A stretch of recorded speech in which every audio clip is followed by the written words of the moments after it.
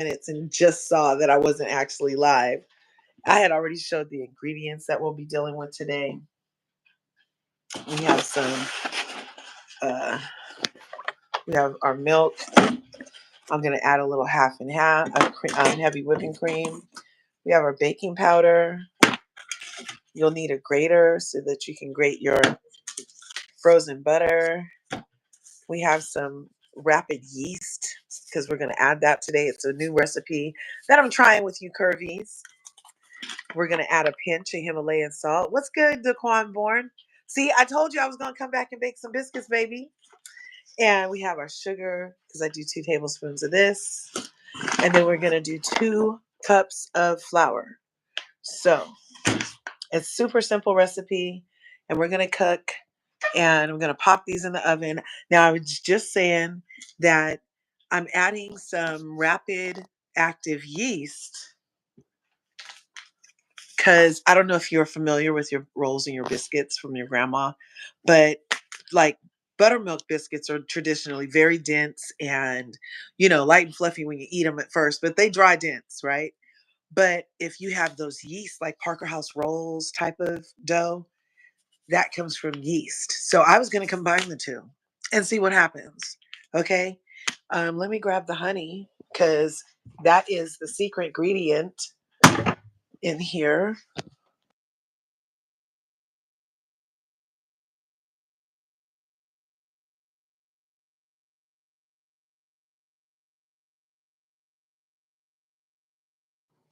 Okay, so we have our honey.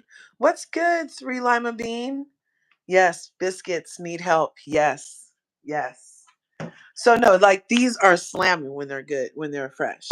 But like I said, I wanted to see if there was a way to get them more Parker House rolly.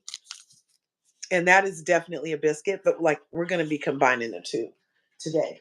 So we have all our ingredients. And if you want to follow along at home, hey, Mademoiselle, we're doing our cooking today.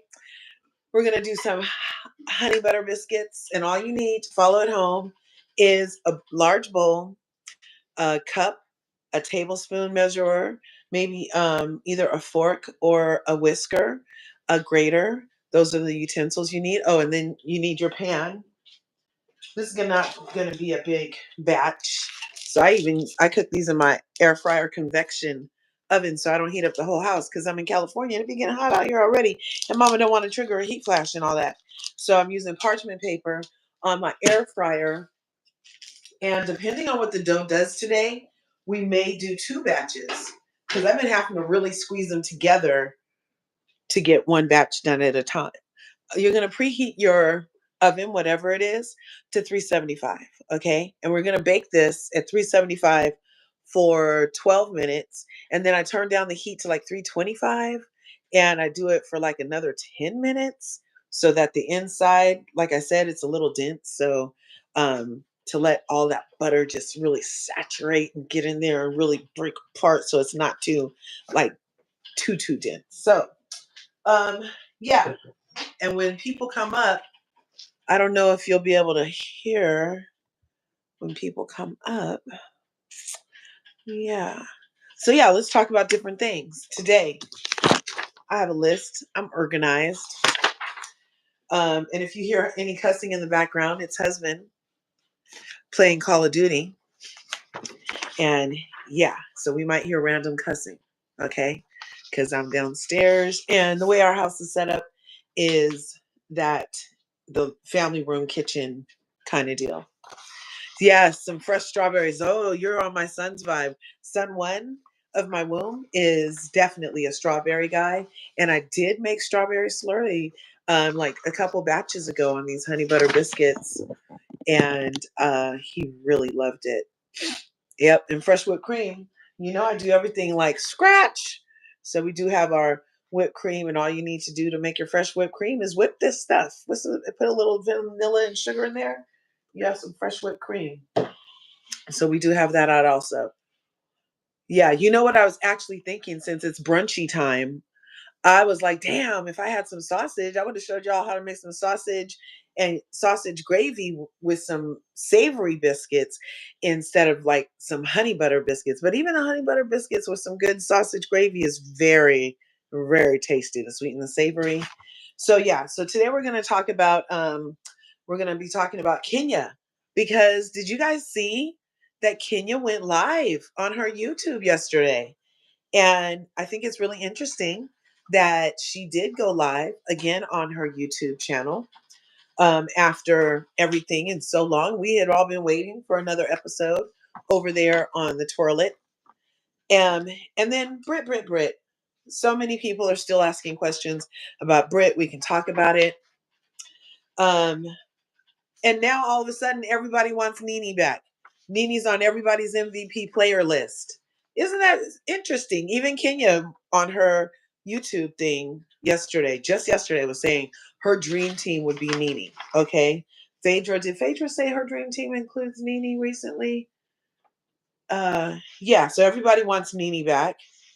And then Monique Samuels.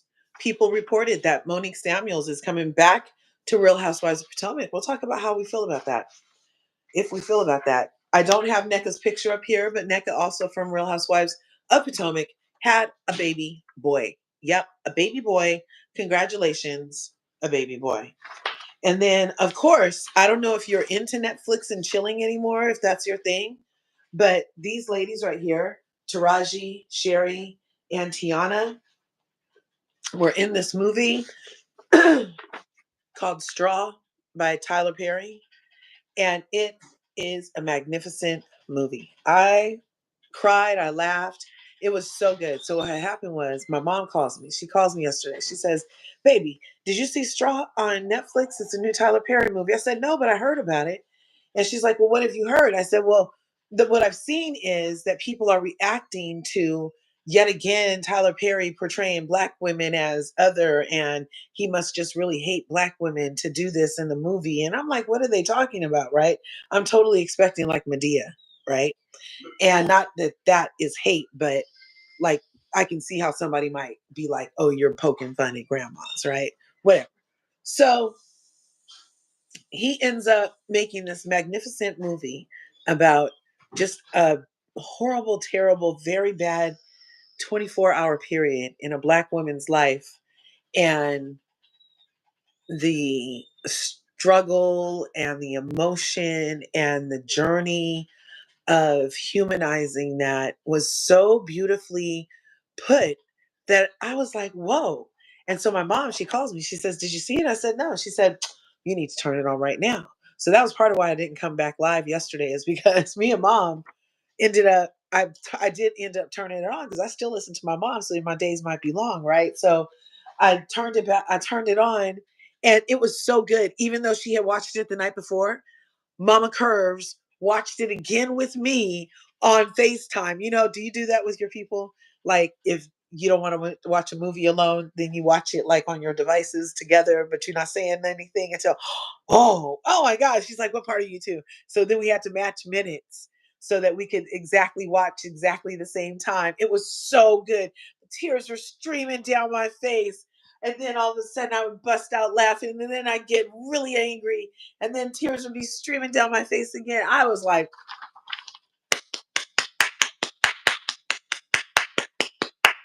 kudos. I don't know what the people are doing these days. I don't know how to convey the awesomeness of the freaking movie, but it was awesome. Okay, two snaps up in a circles and all of the things. Okay, it was excellent movie. So we can talk about that some more. So those are going to be some of the topics today. I'm going to get wash my hands and get started on my biscuits. My biscuits. Get started on my biscuits. Now, I don't know if you're from the South.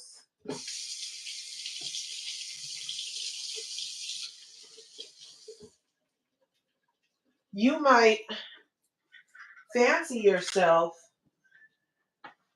like when I was not the South, but like the South, I don't know, Maryland, Virginia. That was the first time I ever heard of somebody refer to a behind as biscuits. And they were like, she got some sweet biscuits, don't she? And I was like, what? because I'm from California. So when I went back east, I was like, what? Now, you know what could lighten these biscuits up is sifting the flour in. And that always adds some air. So we can sift the flour also. We'll get fancy like my grandma used to. That could also explain the denseness.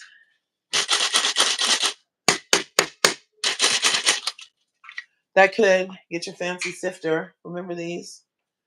Who's home ecking? Who's home ecking? Remember that? So I'm going to get my cup. I'm going to start by,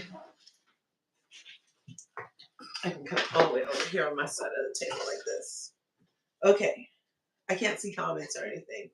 So I'll come over there from time to time and check the comments. So, okay. So I'm going to start by getting these 2 cups of flour, a cup at a time.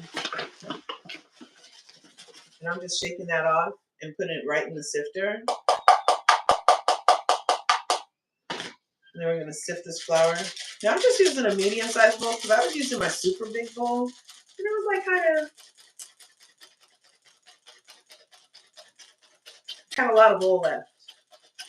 And I was like, let's see how the smaller bowl works. So it already sifted through the first layer.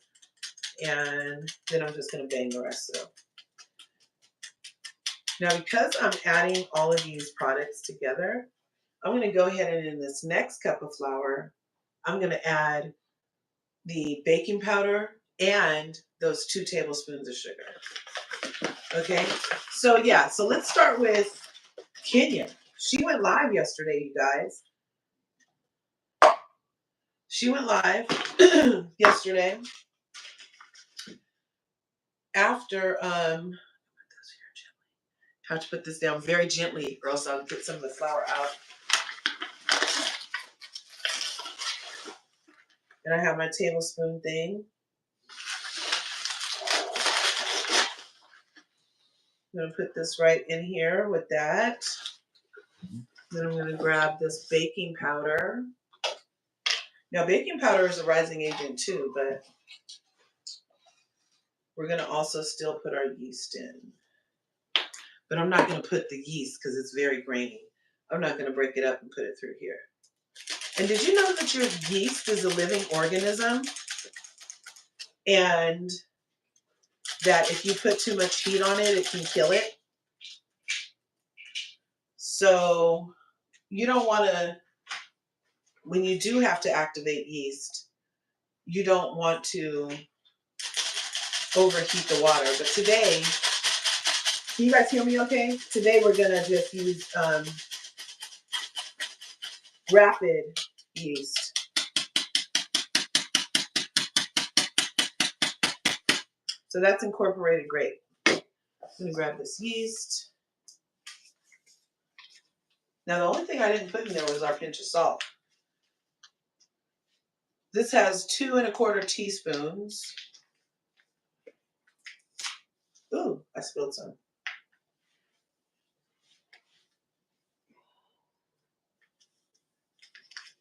I'm just going to use a whole pack. I was going to try to measure it, but I don't even want to deal with this in my cabinet open. Let's just go ahead and add the whole pack.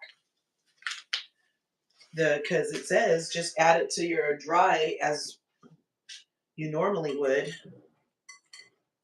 So now I'm going to use my whisker and I'm going to sift this all together. I need some water. My throat's been catching all morning. Allergies, whatever. Okay, so that's incorporated nicely. I was making sure there was no like clumps of yeast at the bottom. So we've already put our 2 cups of flour, our 2 tablespoons of sugar, our, did I do a pinch of salt? Uh-oh. I don't remember doing a pinch of salt. So it's literally a pinch of salt. Yeah, I don't remember doing this action. I don't remember that.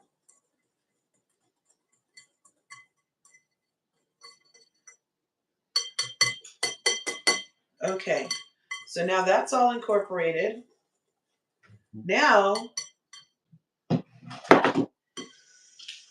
We're going to use our parchment paper and take our grater, and we're going to grate this butter. So Kenya went live yesterday, and, well, not live. I think it was more of a premiere. It was definitely pre-taped on her YouTube channel.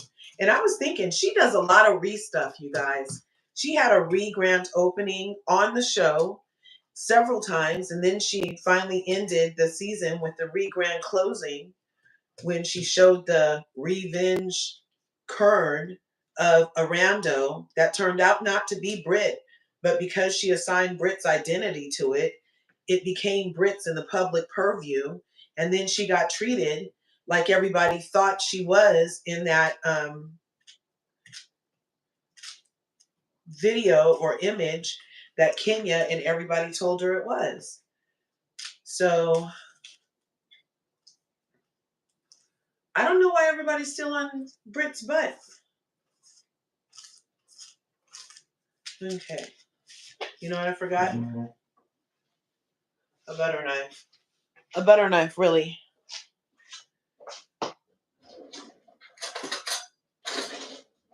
Okay. So I don't why is everybody still on Brit's ass? They're like, oh, she should have known it was the picture. People are just still very anti-Brit. I've always felt like Brit was a victim, not the villain. I felt like the villain in this excerpt was evident. I mean, just based off of Googling, like, is that okay? What if didn't you guys Google that? What if I was at work and I did XYZ? So, of course, I grew up Julia Child style. My grandma used to love Julia Childs. And we'd watch her, and she'd say, add the butter, and butter, butter, butter. Everything was butter, butter. And now we add the butter. So we just added the butter, because butter makes everything better. And plus, like that imperial margarine, that's literally just freaking vegetable oil, which is probably seeded. So you're much better off to just go ahead and get yourself a little freaking organic butter from a source of your choice. But to have all of this freaking margarine-y stuff, and they're like, oh, but it's not butter. Well, it's definitely not dairy. Oh, look, somebody's here. Let's let them up. Richie B.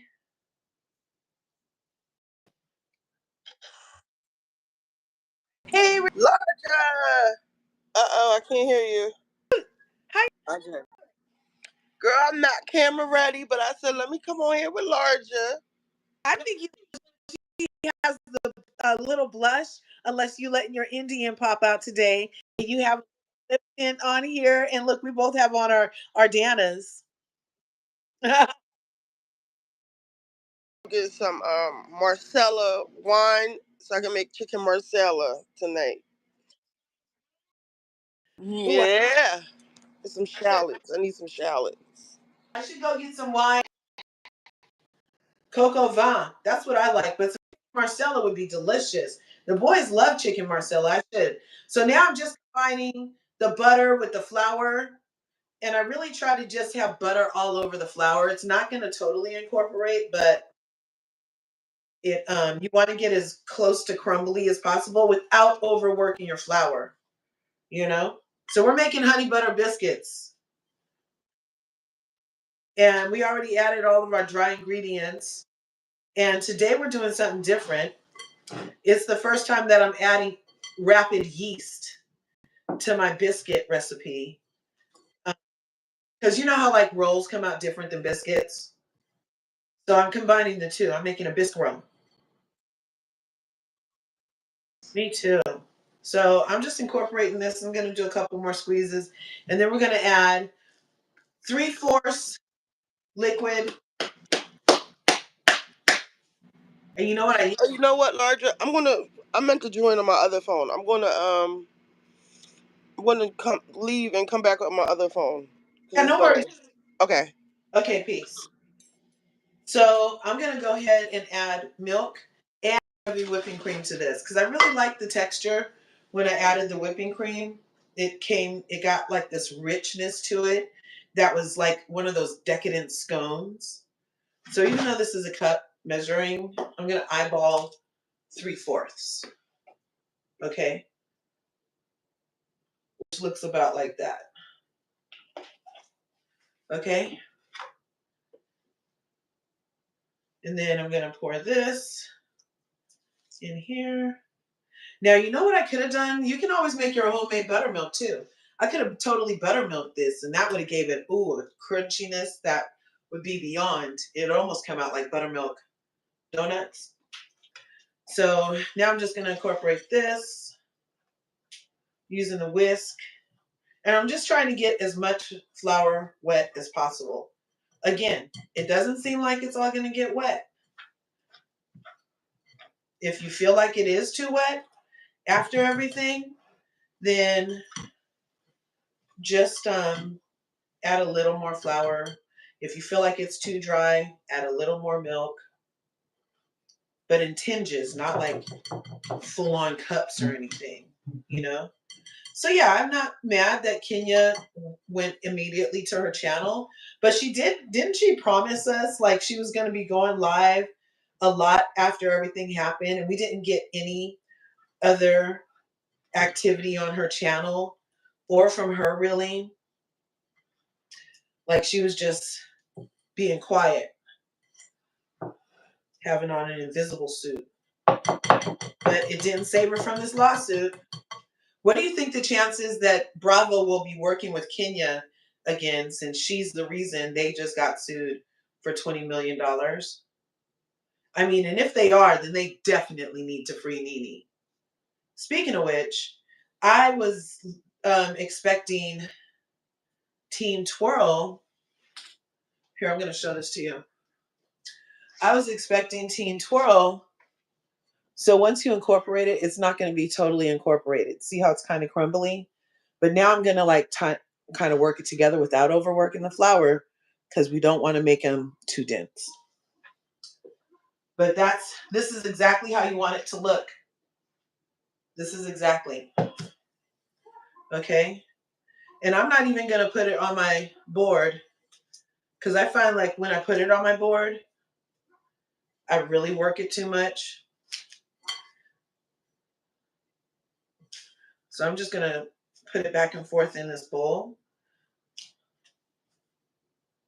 And you know you kind of got too much work in it. Like when I put this hole in it, it just made a hole. That's great. That's still workable. But when it starts bouncing back, you're like, oh, that's this side of working it too hard. Okay, so I'm gonna put my parchment paper on my air fryer pan because it's also a convection oven. And we're just gonna do some drop biscuits. Oh, let me preheat the thing on my bottom. Bake. I'm gonna do 14 minutes, 375. Start.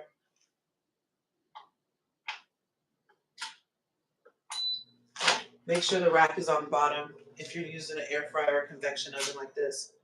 And if you're using a regular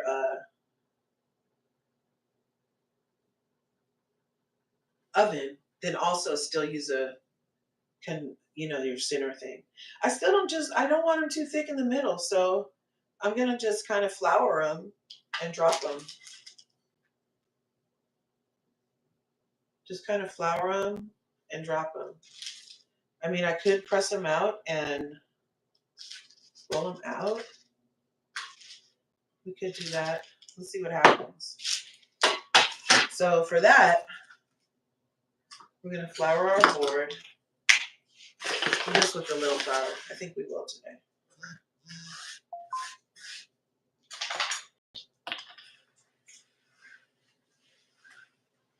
And I'm just putting the flour so it doesn't stick. Get this.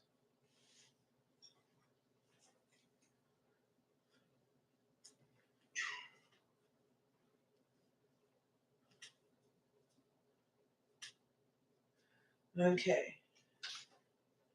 And out of honor for it being Parker House style,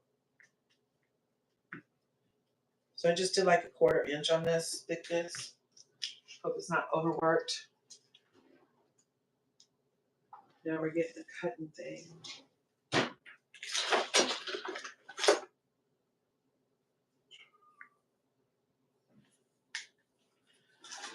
So I'm just gonna make them like, it's about this size.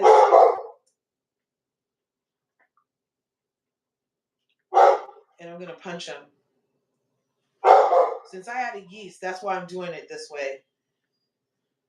This is how I know a Parker House to do, right? You roll it out. Then you used to help your grandma make it in the shape of a biscuit.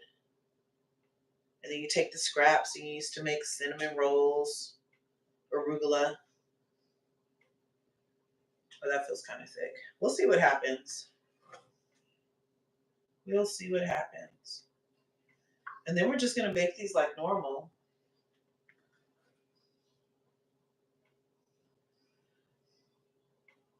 I still don't know why people aren't vindicating Brit of all people. So she turned out not to be a porn star. And everybody labeled her like she was a porn star. And they're like, well, there must be an image of her somewhere. But just because that wasn't it, she's still a whore. And I'm like, that's a lot, you know? So now we're going to put them on our parchment paper. And parchment paper is a great way for them to cook evenly and not stick to your pan.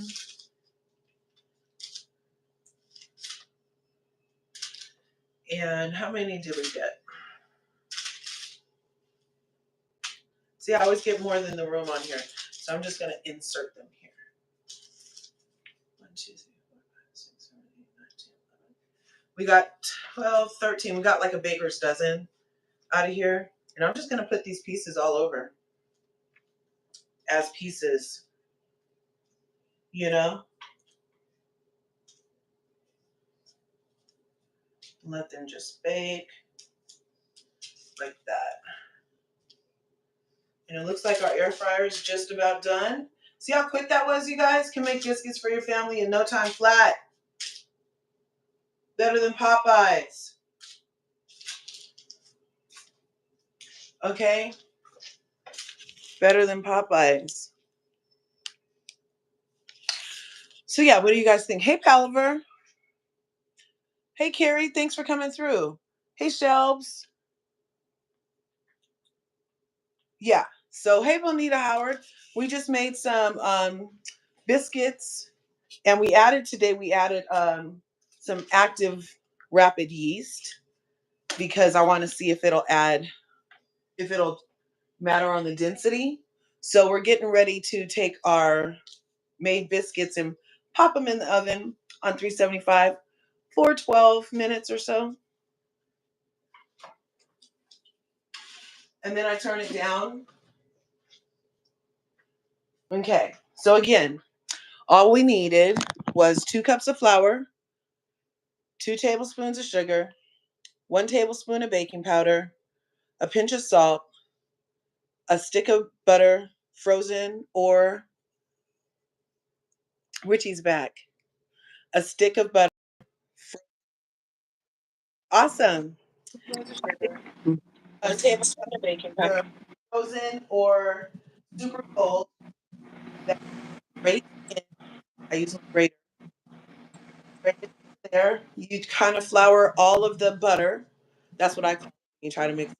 And then we add your liquid. Today we milk.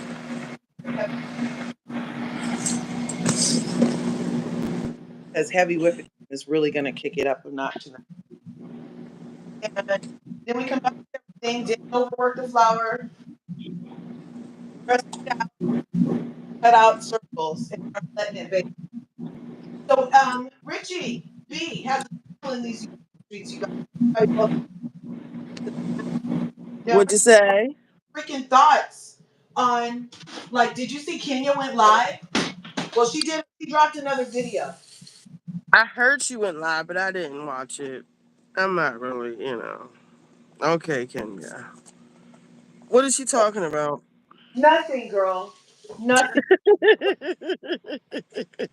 She wasn't talking about a damn thing, and it was so interesting that you know how she did a grand opening on the show before the Hmm.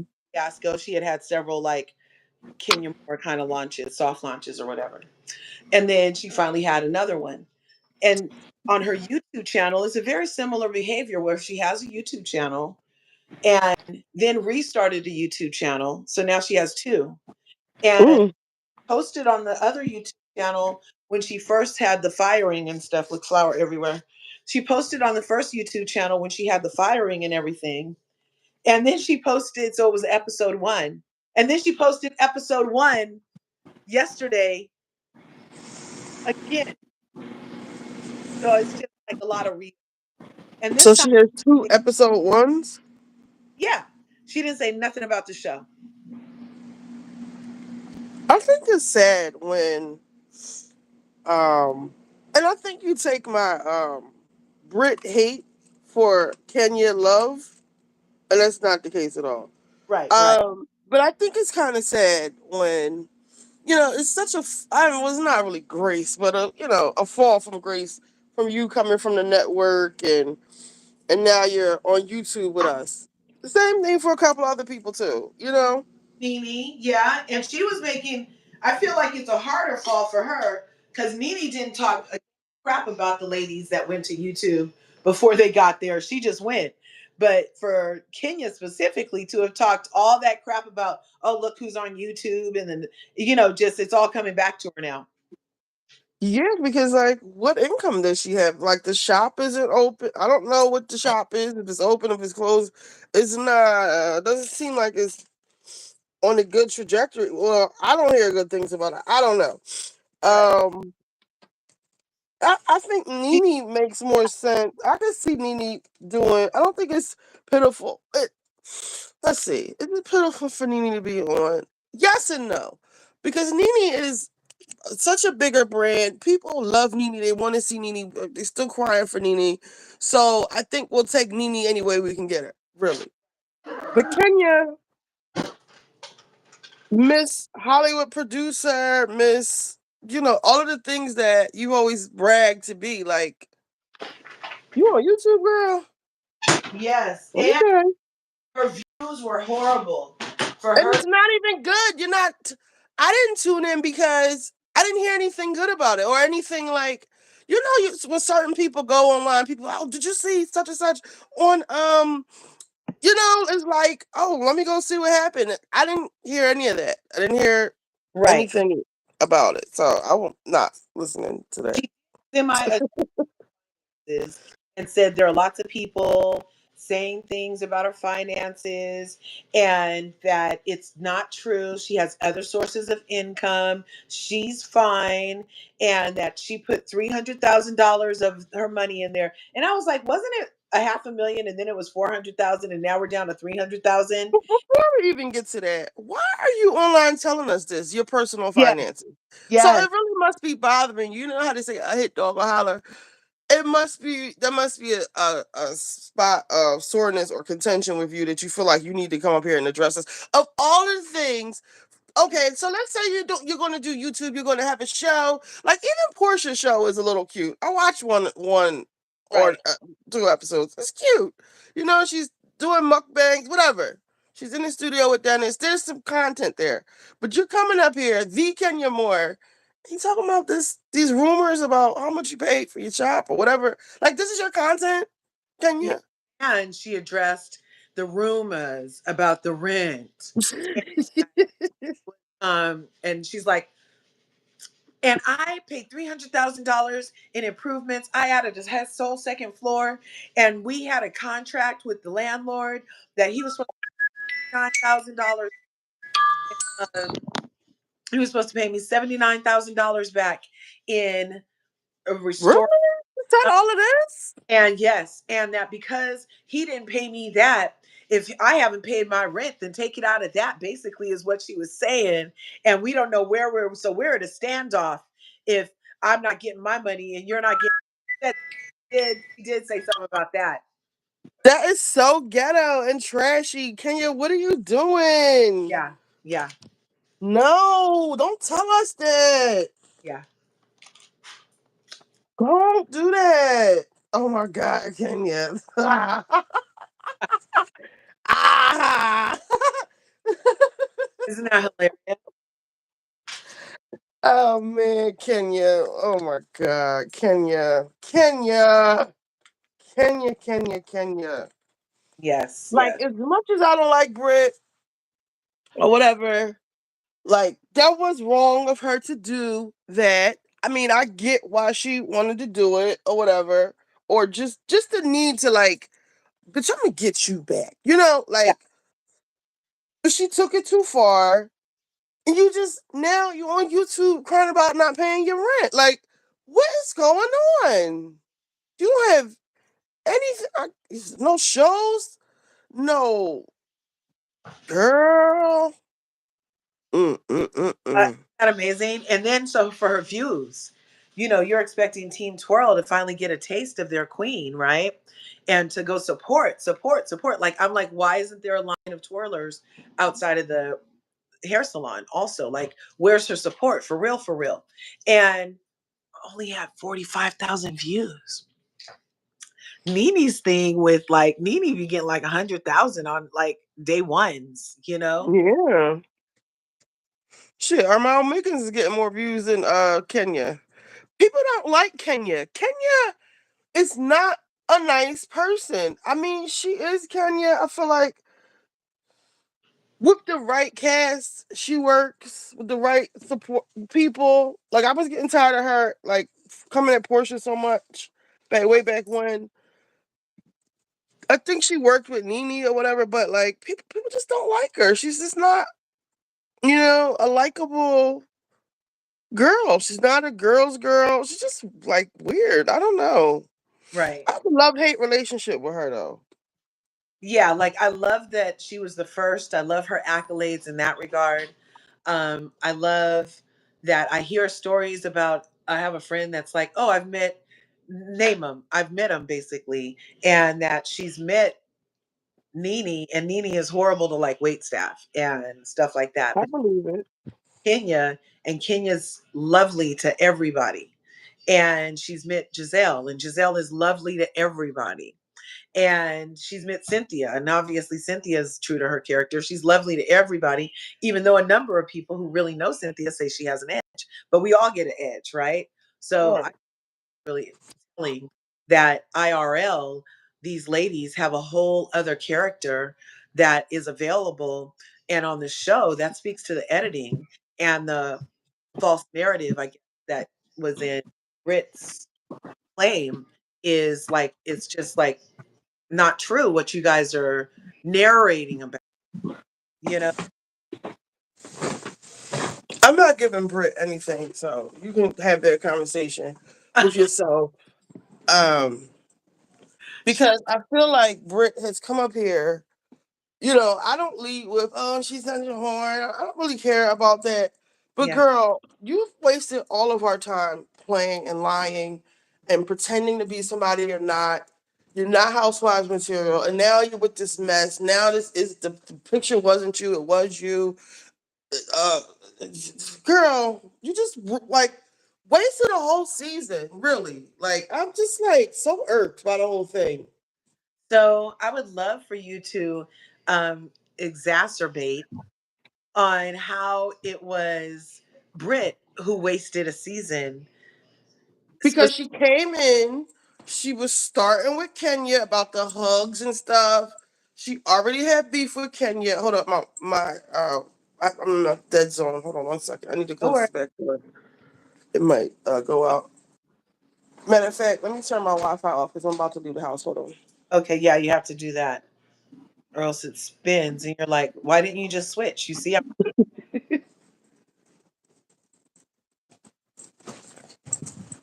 Am I back yet?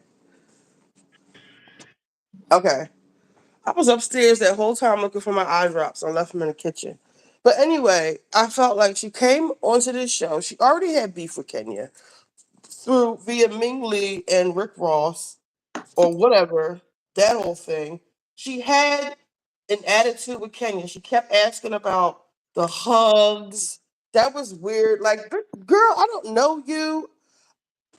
That was me, and some this weird girl kept asking me to hug her, and then just kept giving me this stank energy. And I already know that she hates my friend, or my friend was trying to audition, whatever. There was already static there. So Britt acting like Kenya is doing something so bad to her.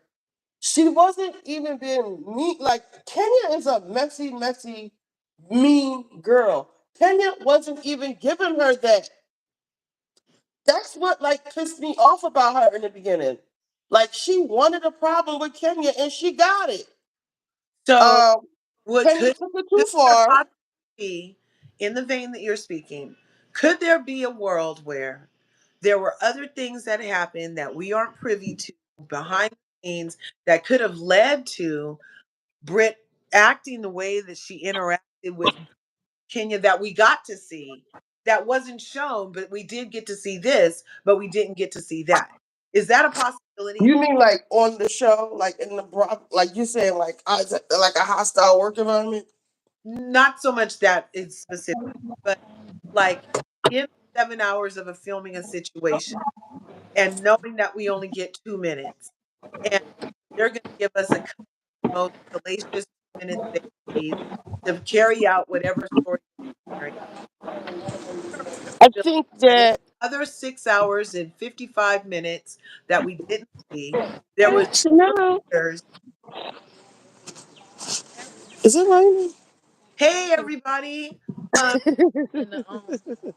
I think that, like I said, there is already. I think it's raining. I don't know if it's enough to put my umbrella up. I don't know. I think that. Hey, Billy. No, you're dead. I cut out down most of that stuff, but I'll come back and cut down the rest of it. Okay. Um, he owns the house next to us all too. right. Um, what was I saying? I think that, like I said, there was already some underlying beef between them. I don't know if they were shading each other off camera, or I don't really think they got into it. If that's what you're trying to ask. Um, Yeah, like I'm wondering if even at the bank seemed to be a for Brit, but there was also a lot of things that happened at Shamika episode. There could have been other little, but I felt there was like some irritation that did come up to the group even before she said uh, Jokes. even before she said the thing about the ring and everything. Let's look at Michelle said, "So Snow White is around." Yes, and that is Victoria was saying that Nene is actually known to be a very good temper. Um, now, So wait. Time out. Is your uh phone skipping, or is my phone breaking up? Do I need to go out and come back in? I don't know. I nothing is skipped on my side. Chat is stuff skipping. A daughter, you are breaking up. It's saying I'm breaking up, and I'm right by my modem, so I don't know how to help that. Okay, so I will mute. They said tell me to mute. All right, I'll mute. Oh, is that what was happening? I don't know. Can you guys hear me better now? Okay. So I don't really know. Just mute while they're just talking. Okay, so I was reading these comments. The Philly Snow White. She did. She showed up and gave trash, ditched the reunion, which is gonna revolve around Britt and Kenya, who both are not gonna be there. A waste. It's not true about Nene. She's a big tipper. Um, Michelle will tell you that. She almost had us with when she had Brooklyn, but she reminded people why she was the villain. Britt gagged the whole season though with um, filming and not filming. Cancel the franchise. Oh, Sheree, I got a feed on Kenya Rich Lifestyle. I blocked it. She's relatable. I love Nene. I would watch her from anywhere. Yeah, for real, for real. Even if we don't like the guests so much that Nene might have on, we still tuning in a lot more and quicker to see whoever she's given us. So, um, right on. C. Patterson is here. Carrie's here. Thanks to everybody for coming through. Now, Richie B, what are your thoughts on Brit? I'm going to ask you some Brit questions because she hates Brit, you guys. Brit is like, Brit. So, yeah, she does not appreciate Brit's energy as an addition to the show. And you had mentioned several times that it's because you know her from her Rick Ross days. Now, is there a story in particular you can share with us that is under the allegedly banner? No, I don't have any particular stories. I just remember her being around as one of the girls, just like one of his hoes. That's all. And from the moment they said her name for the show, I was just like, no, she's not a housewife type of girl. She's like a hood rat. She's I wouldn't even give her love or hip hop. Honestly, there's no entertainment value with her. Like everything to me, there's nothing entertaining about her. She did not. She went to the car dealership, didn't buy a car. Her mother, I believe, was getting evicted. She wasn't moving on up. We didn't see her new place. Um, the husband, he didn't want a baby with her. We didn't see Um, Angela's mother's new place, rest in heaven.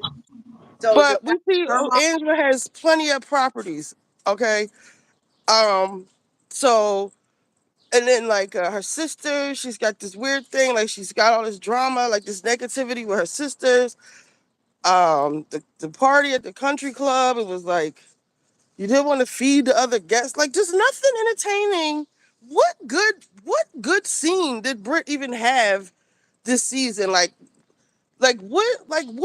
What did she give? Like whoever said she gagged, like what did she do? Like she like when they went down when they were at that long whoever's backyard they were in, and she was snapping on Angela.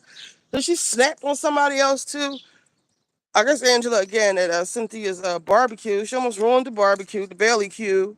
It's just like I don't know. This is like this weird dark energy around her. I'm not even not slut shaming her or anything. Like that's not my issue with her. Like I said, there's plenty of hoes on Bravo. That's not my thing with her. Like I just don't like her.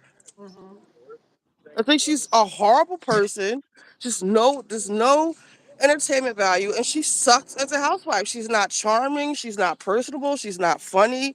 There's nothing interesting about her.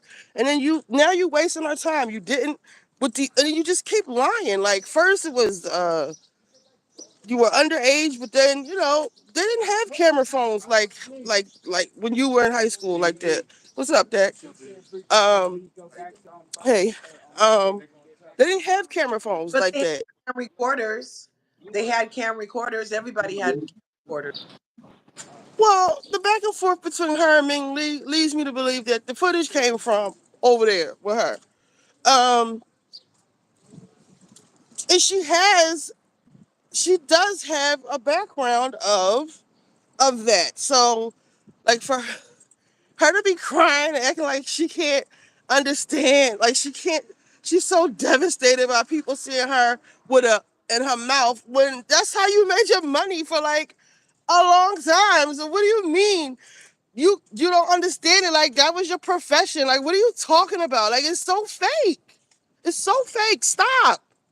I could see if it was like somebody like who I don't know who would never suck a dick on camera. I don't know. Pick anybody else, like a wholesome person whose video leak of them having an intimate moment with a loved one.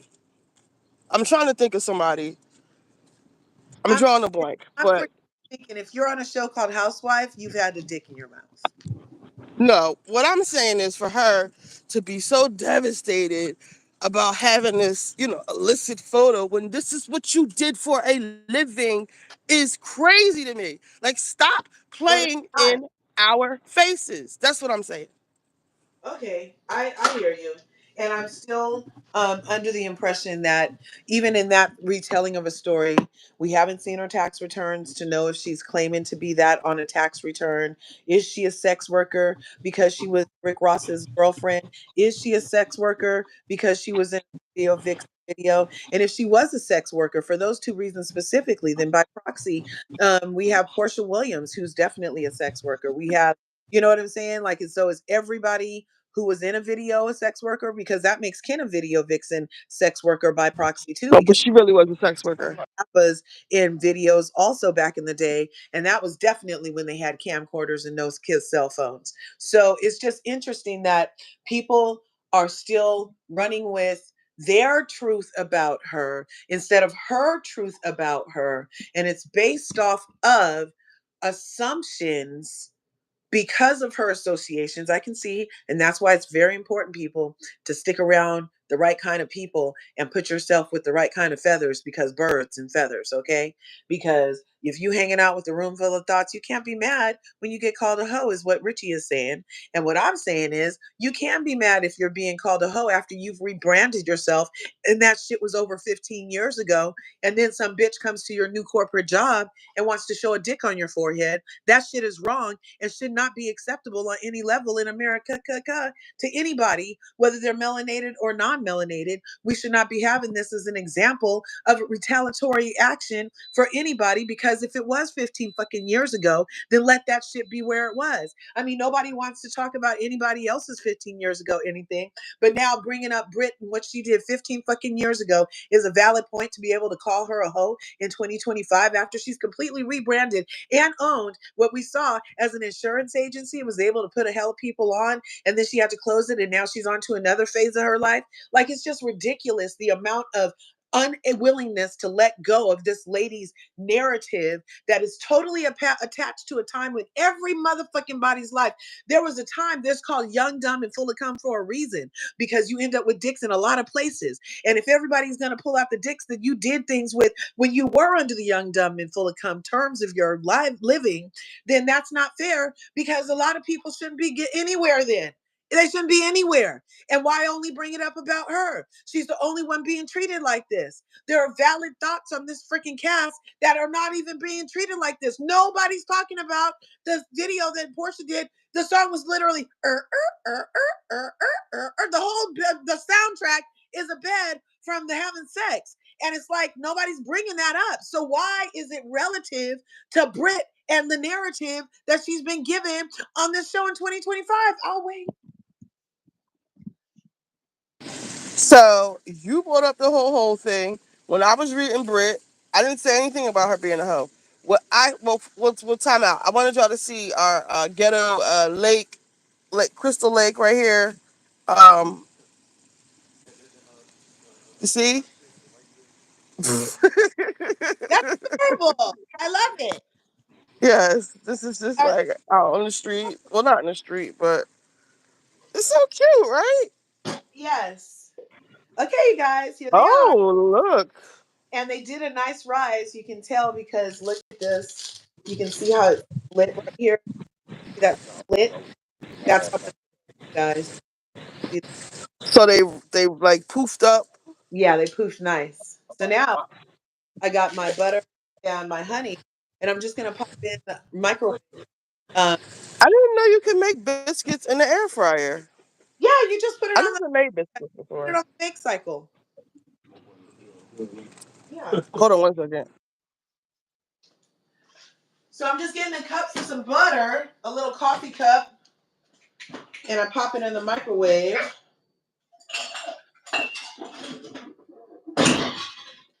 Okay, so I've already cut some butter, and I'm doing So two tablespoons. you keep going on this thing about Brit and her whole facts. I really don't care about it. All I said was stop playing in our faces. Like you are so devastated by this thing that you used to do for a living. Like stop. Like Portia is a certifiable hoe. She lays it low and spreads it wide. I told you I don't have a problem with hoes, but I don't like when hoes play in my face. Is what I'm saying. Right. So you're like, if like Ming Lee said, just say you deleted your hoe. But why does even that? Why does she have to say anything for you or anybody Melandra, I'm else? not saying anything about her being a hoe. I'm just saying, girl, stop playing in our faces. You wasted this whole season. You knew you were going to sue from the beginning. You should have just sue. Like, let us have our show. And, and one thing I will say about her is she's always leading with sex. Like, I've never seen, like, somebody's titties out so hard. Like she just like barely just covers her nipples. Most of her outfits are just tits and ass and just like she spread her legs wide open in the car she did not buy. Like she exudes that, leads with that. So, for the people calling her hoes, that's probably why. Like if you want to be a professional woman, act like one. Stop acting like a tramp. And because like her putting her leg up in the car, that was fun.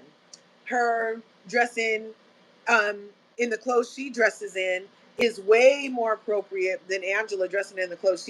Angela makes everything she puts on look like my grandma made it. And freaking so Angela is a married oh, woman and she's covered dressed they appropriately. all I don't know why y'all want to. know Angela You doesn't touch her age either. So that was the microwave, you guys. And see, I got the honey butter right here. See that? I should leave it in. It's amazing to me how you don't want to slut shame Brit, but you want to age shame Angela, who's a married, virtuous woman.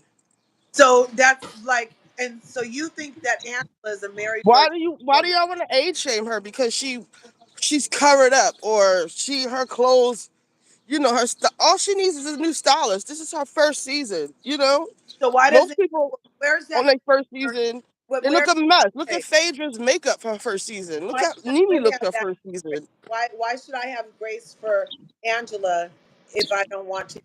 And people don't have that grace for Brit if they don't want to, you know? But what has Angela done to anybody? Angela has come in and she's been not supportive of a woman who has a forehead, and instead of let it go, that she Marja, wants you're just her. making up shit for real. Seriously. Yeah, seriously, seriously. You are.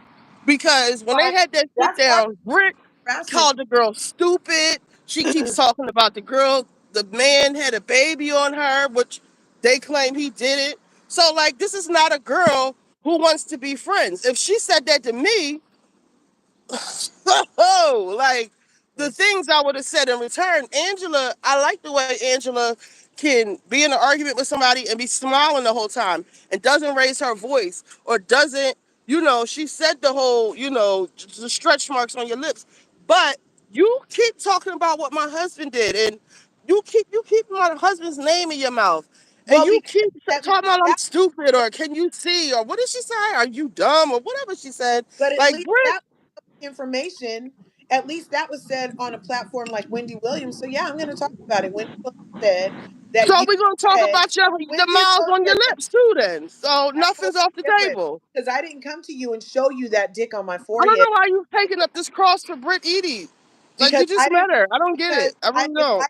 didn't come to you and show you a dick on my forehead, but Kenya did. Then what's that have to do with me and my being defensive about it? I don't get I, it. I a honey really don't. butter. I just think you're being a contrarian. I really don't even think you care about Britt this much. There's nothing to care about. Like, okay, maybe you feel bad that Kenya did that to her. Okay, but she's a rotten bitch. Like, she's there's Oh my nothing nice about her. She's God. not a good person. She's not. Well, maybe she's not, but she hasn't demonstrated that on this show in To this. me, she has. She has not to me. And she has gingivitis. Well, how can? Oh my God! What do you? Why do you think she has gingivitis? You never looked at her gums? No, no, no. I haven't. I've been focused on her teeth. Okay, so now that's all the honey butter I just put on here, and you guys are gonna see. Oh, it's so good, you guys. Freaking! And that didn't even take long. See how me? We only been live for an hour, and we have from scratch. I can't comment on here, y'all. So I'm not ignoring your comments. I'm reading So them. Can you see that ooey gooiness? Yeah. Yeah, The she. picture keeps going out. Let me see. Oh, look, Cotty loves TV. Good afternoon. Carrie says Angela and Drew are slick. Yep, they start stuff and in a slick way, and then hide. They sure do, and they're Siamese cats about it too, because they're totally in cahoots. This is the first time I agree with Richie. All right now, married to a man who doesn't want her. Exactly. That's not a flex if he's not even going to claim you on TV. Pretty much. At least with all the problems Britt has with her husband, at least she's getting claimed and hugged back. Listen, he don't have to hug me on camera. He don't have to do all the things that y'all want him to do. We got these $2 million in debt or all these houses. He bought me all these houses for me to play uh whatever she playing, calling herself playing Legos. I don't know. Like he supports her. His love language is something else. Okay, holding it down. He doesn't have to be the man y'all want him to be. He shows up in other ways. So that's okay with me.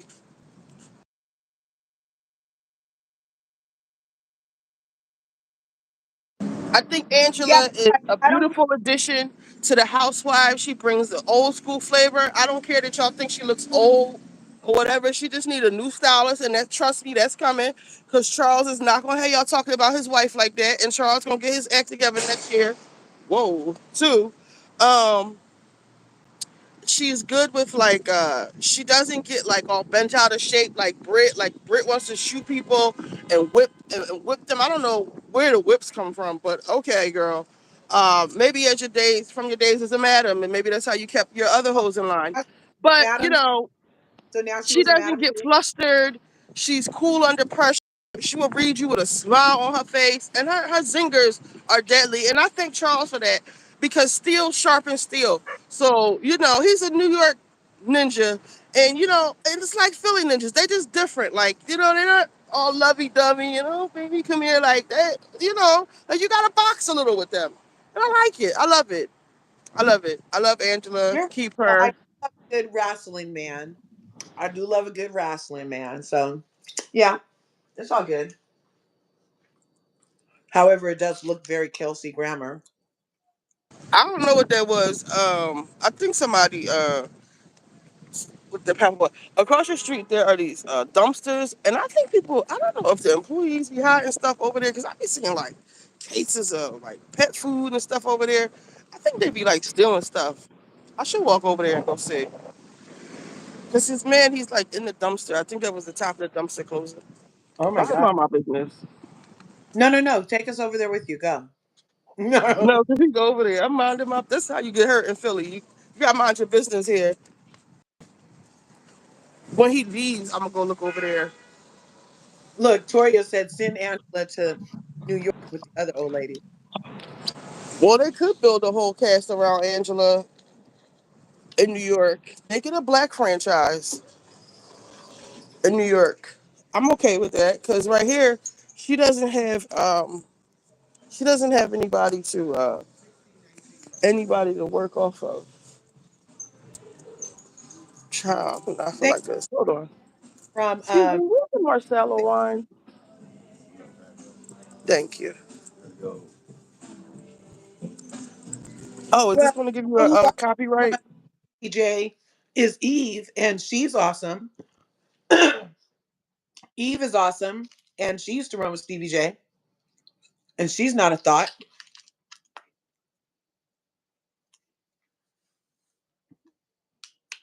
You know? Yeah, Candy said, don't take your ass over there. Go home. Shelp said. Oh, look, Carrie said, Angela finally admitted Charles was a serial cheater after the 2017 incident.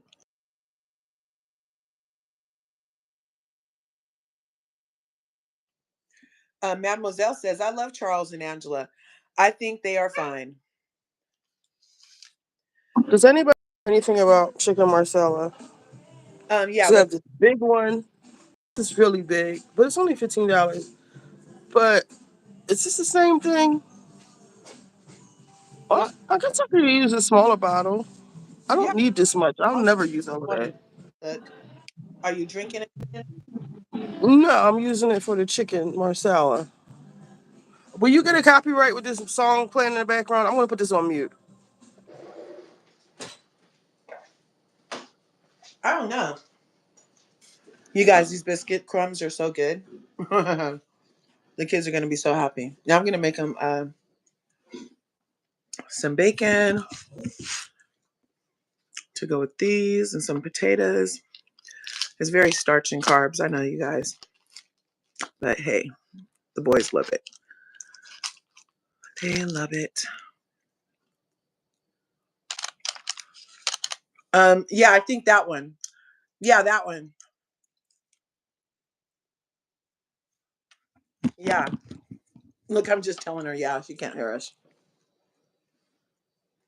It's so much. This one is, but I don't know. I guess it's the same thing. Marcella. I only need like a cup or two. But I Mm-hmm. guess I can make it more with this. This will last a long time, I guess. I'll get this. So heavy. I guess Yeah, it's the basic Marcella because this that is Marcella Super 4. that I Mars don't know. that Taylor Marcella, is that Taylor? Yeah. Yeah, that was a good brand. All right. I'll just use that. Then I just need some shallots. Ooh, I love shallots.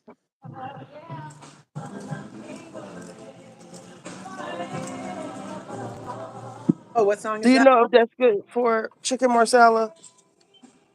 Yeah, this should be good for chicken. Because they have smaller bottles of other brands, but I don't know. Um, let me put There's this on me. Stella. She's just telling us everything. Um, Oh, it says yes. Okay. oh, look, Toria says, Angela, Okay, yeah. known fact that her baby was born while she was married to Charles. Then that baby was born. Why are you looking at her gums, Richie B? You hate that lady that much looking at her mouth. Toria.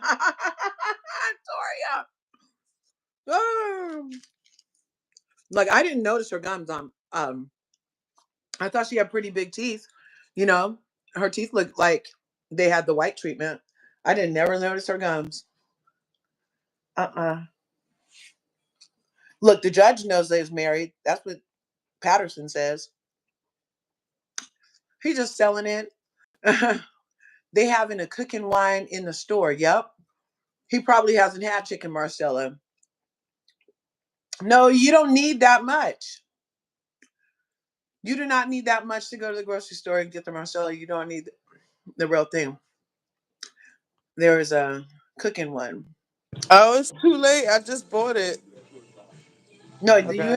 have good. That's fine. What you Well, I'll just keep it. I'll just have it for a long time, which means I'll just make chicken Marsala like every 2 weeks or something. right? It can be your once a month meal, your go to. Yeah. I won't have to buy anymore. Right. Because I think like the skinny bottle will last like maybe like two to three times servings, I guess. You know what? I'm gonna get a little bit more chicken too while I'm Are you here. size of breast? So yeah, Britt, I don't see it for her gums. How could you not see it? I wish I could share pictures up here. Um, mm, If I Google Brit's gum, I'm gonna tweet a picture. You follow me, right? On Twitter. yeah, I I'm follow you. gonna tweet a We're on. picture of her gums right now so you can tell. Hold on. It's on the phone we're on. I won't be able to get to it. Oh. Well, I can show you. Let me get to a bench. Hold on. I can show you her gums. Okay. I don't know why y'all haven't seen them because it looks like her teeth are crooked, but when you really look, it's her gums that are growing up over top of her veneers or whatever type of situation she has. Okay. I'm gonna look up Brit.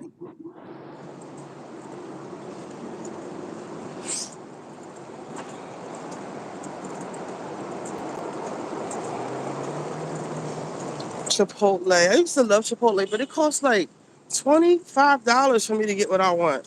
from there. This is too much for a bowl with rice and a little bit of chicken and stuff on And it. not even that good. No, it's not. I could buy like a whole. Oh man. R.I.P. to Chipotle. Oh, so you're in LA, right? No, Northern California. So the riots aren't near you. Where are the No, riots? They're in they're, LA, right? they're in Southern California, correct? They're not near. That's crazy. Well, and as a Californian, I already knew he was you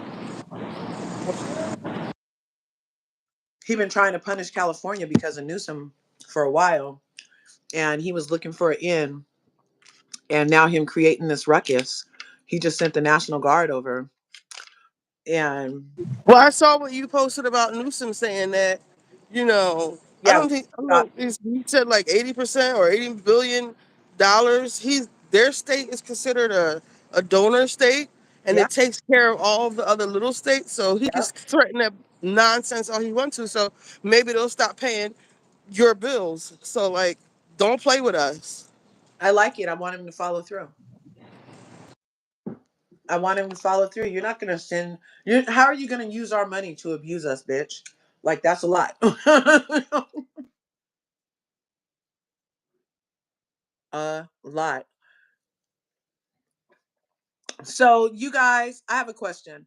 Is Ariana Bierman, is she from Croy and Kim, or was she also prior to Croy?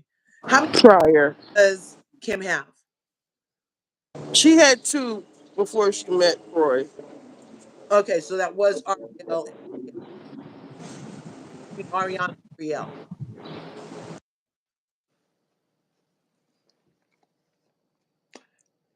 Did you hear how Ariana said Kim spent all of her money? Yes, I did.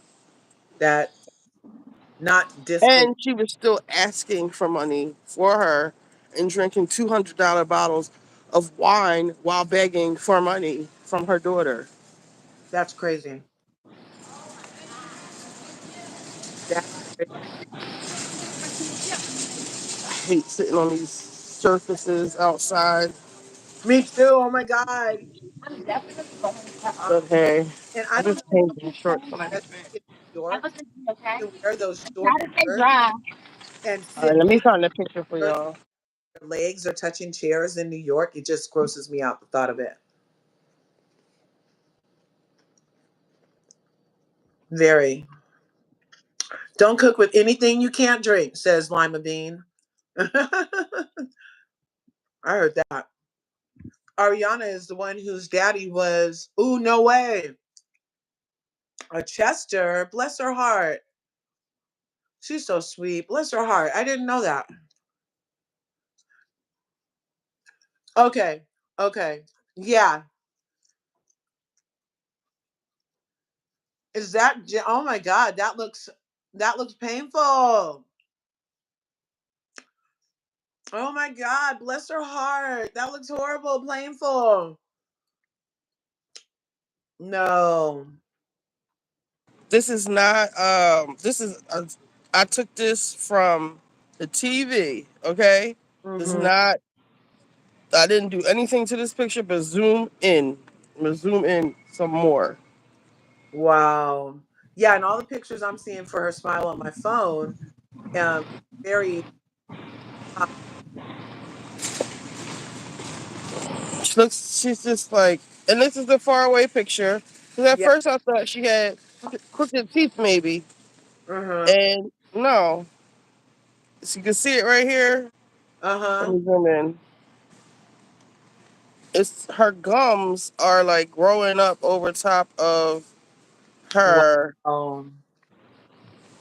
That does look interesting. And all you need to do is go to the dentist. Like, this is what I'm saying about this girl.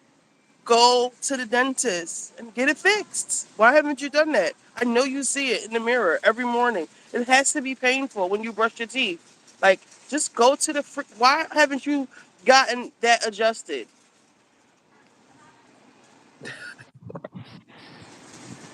You know, Maybe, the thing maybe about getting work you know how done. people have black gums. Maybe hers are excessively pink. What'd you say? I said maybe how some people have black gums. She has excessively pink.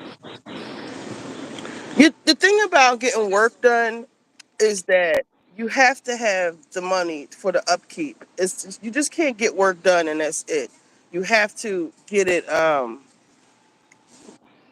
You have to be able to maintain it. It's like having. I was getting ready to buy an Audi, Uh, um, but my friend told me like the oil changes are like $200. right, The brakes and stuff would have cost me 3,000. I don't have money like that to be, you know. right. So I'll stick with my Hondas or something nice. If I do get a luxury car, maybe a Lexus or whatever. But like, yeah, you have to have the money. You can't just go out here, and a lot of people do that. I used to do repos. A lot of people get these cars and they can't afford the upkeep on them. The tires, the different tires, you can't just get your nose done and just and be sounding like that. Like, go get that fixed. Like, and the fact that you can't Uh, go get your stuff readjusted is telling me you don't have the coins. Like you're perpetrating that you do. right. The whole thing. This is Brit's voice right here. She's not getting any air in her nose. Like, whoever did her work, it's like right all up in here. I'm not even trying to be funny. And then the air is coming out through my eyelids. I You swear to God. you So are I know that's hilarious. painful and I know that it bothers her. Get it fucking fixed. But she hasn't. So she probably like ran into some money. Probably Rick Ross. You know how Rick Ross gets his girls new teeth? I didn't know Because that. you have these those because he has like these little now he's like they're getting younger, the girls. So these little girls, they get he gets them their like clothing line or their makeup line, whatever line they want or whatever. He gets them some new teeth. I remember one of the girls on trial with Diddy said Diddy didn't like her teeth, so he bought her new teeth. He didn't like the way her teeth looked. You know, Oh, they're billionaire. Well, he's a billionaire. They're rich men. They don't care. There's nothing to them. right, So she probably got so that look, Maybach Music, that was like 2012. So yeah, about 15 years ago, 10, 15 years ago. But that mark, that's when your stuff starts to deteriorate, 10 years. So right. Rick Ross probably bought her some new teeth back then, but you have these dentists who do like, especially in Miami, who aren't really like they're not the same doctors that the Kardashians use. Let's just say that. They cut corners. I've seen dentists and people who aren't dentists now. I've seen people actually put nail acrylic on top of teeth and calling it like getting your teeth done. So that's what her gums give me. That's why I'm saying like she has irked me from the beginning because I see all of this fraudulent stuff. I don't want to sound this way, but I know money when I see it. And this girl is a fraud. I'm telling y'all. Right. I get- So the way that Sutton is about Dorit being broke and fronting is how you feel about Brit fronting. What'd you say? I said, so is it like how Sutton doesn't like the fact that Dorito is money fronting? And that's actually Camille Grammer, who we've been talking about a lot over here. Actually, is Camille Grammer's issue with uh, Dorito also is that she's faking. I cannot stand to read because the read to me from the beginning has always been like, I've always side eyed her because you came in as Lisa Vanderpump's friend and then you turned on her for Kyle Richards. And now, of course, you and Kyle fall out. Like, you know how Nene says you can't win when you're playing dirty? And, Dorit has been a fraud from the beginning, too. Apparently, allegedly, they owe people a lot of money. They don't pay their bills either. But my thing with Dorit, what makes me really not like her is you want to keep picking on Sutton and coming at Sutton, but Sutton is good in the hood, mama. She married right. You picked the wrong man to marry. You hitched your star to the wrong trailer, or however they say it. And like the thing we say, oh, you live You on a hitched main your road. horse to the wrong trailer. Yeah. Yeah.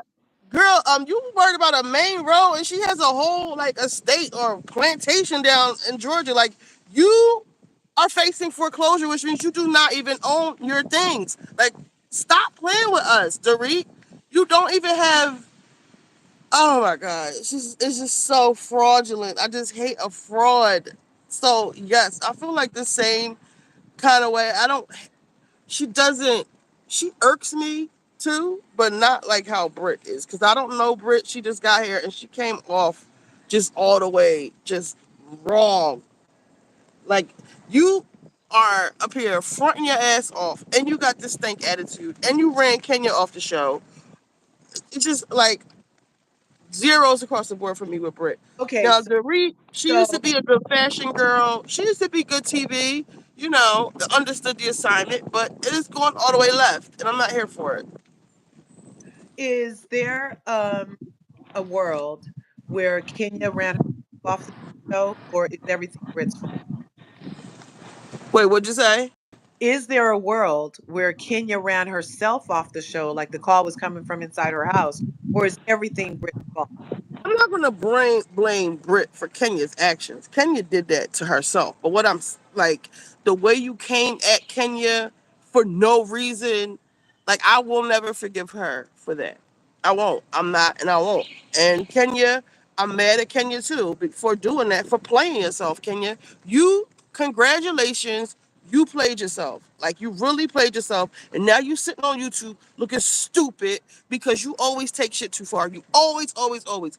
Even with Portia putting the Yeah, scepter in her face, the bullhorn, and then the scepter, and then as soon and that was this is what, and I said this before. Kenya overplayed her hand. But this is Kenya's pattern if you're paying attention. yeah, Kenya, let's go back to her and Portia. She bought out that bullhorn. She put the bullhorn out. She was antagonizing Portia. When they snatched the bullhorn, she brought out a scepter, and as soon as Portia reacted and dragged her, and we're not going to blame Portia for Kenya for Portia's actions, but we understand. She said, "Now you're fired. Now you can go." She tried to do the same thing with Britt, but it didn't work with Portia, Kenya, and it didn't work with Britt either. You're not a thinker like you think you are, like a strategist, I guess. yeah, Because as soon as Britt said that, she should have made a big, big deal out of it. So I think she made like a small deal and she let it ride. And what she wanted to do, because when she got in the car with Portia, I think she said something like she needs to go or she's getting out of here. She said the same kind of thing about Britt. So fast forward, you be making me want a damn cigarette. I quit smoking in 2007, as I'm sorry, I'm going to stop but smoking one day. making me damn. So You, fast forward yeah, you to know who else does is damn New York. I love New York, New York. But oh my, makes me want a So Newport. look, if we fast forward to Brit, I think that Kenya's intention was to show that to Brit, have Brit have a meltdown and attack her, and then get Brit thrown off the show. Yeah, Except Brit left when Ken, Kenya, what she should have did, if that was the plan, she should have accepted the girl's flowers, welcomed her in, and gave her a front row seat to the show that was about yeah, to happen. If you right, really wanted to give it to her, but you right. let her leave, and then it turned into something else, and you played yourself. She Yes, wanted Britt to have a violent reaction, and then get her thrown off the show. you're totally right. You're totally right. Here, I'm gonna play that clip of King Bird. Go ahead, smash the like button, smash the subscribe button. Here we go. Oh,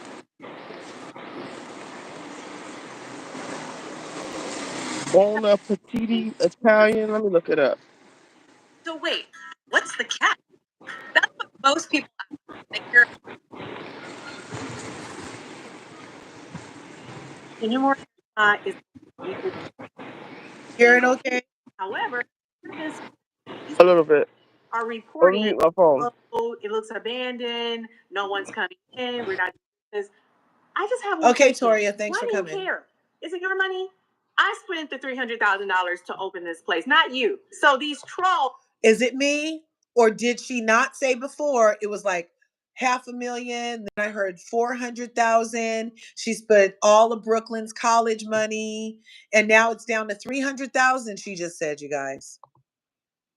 Decide to try to ruin my business, leave 1-star reviews on Google. They've never set foot in the Kenya Moore hair salon, and it's really getting weird. If this business closes, I have other means of income. I have other businesses, and I have money. So what do you have? Time. That's what you have. A lot of time. I don't have time. So I'm busy working, okay? I'm booked and busy. Whether you see people coming in here or not, it's still a place of business that I pay for. So if it's not your money and you're not paying my rent, why do you care? I understand the stalking nature of some of these predatory bloggers, not all bloggers, because sometimes it's just reporting what's happening. I get clicks, that makes the money. So I get that. I'm a business to them. And this is my business. And I will continue to do charity work and pay people's bills. The food you're eating now, I paid for. The rent you pay because you don't own a house, probably. It's just nonsense. Okay? Literally, I saw a video of someone calling my salon, pranking my salon, and for what? Because I'm paying your bills? Because my money that I have, that I earn, because I'm self-made from the time I was 17 years old, I never had to get on my knees or on my back to make $1. I know that's right. Okay, I'm talented, I'm educated, I'm smart, and I'm driven, and I'm favored. So no matter what happens to this salon, I told you guys when I did the first confessionals, I had a dispute with the landlord. The landlord has not given me back my TIA, that's tenant improvement allowance. I was allotted $79,000 some $100 to improve this place. You built a whole floor. I built an entire second floor. I have not gotten a penny back from that. So if I'm not paying rent and they're not paying me TIA, we're at an impasse. So something has got to give. So whether that means I'm going to be in here next year, next month, next week, we'll see. So keep trying because I'm just going to climb regardless if I'm here or not. Thank you. Moving on. Okay, T, I'm sorry. I'm good now. So, all right. Now it's time for Twirl Talk, where the headlines spin and I spin right along. So that was in the first look. So the video is all of 31 minutes, you guys. And she did that whole thing. She spent the first 2 minutes of the video just getting that out the way. Let's just get it out of the way. I'm going to tell you this is the only thing she really addressed that we would have wanted to know. The rest of it is just like Kris Jenner got a facelift. What else does she say? Oh my God, she's doing hot topics. Yes. And then she did her dream cast because somebody asked her cast. Oh, how the mighty have fallen. For her to even like have that rant is weird. Like, why are you even thinking and talking like that?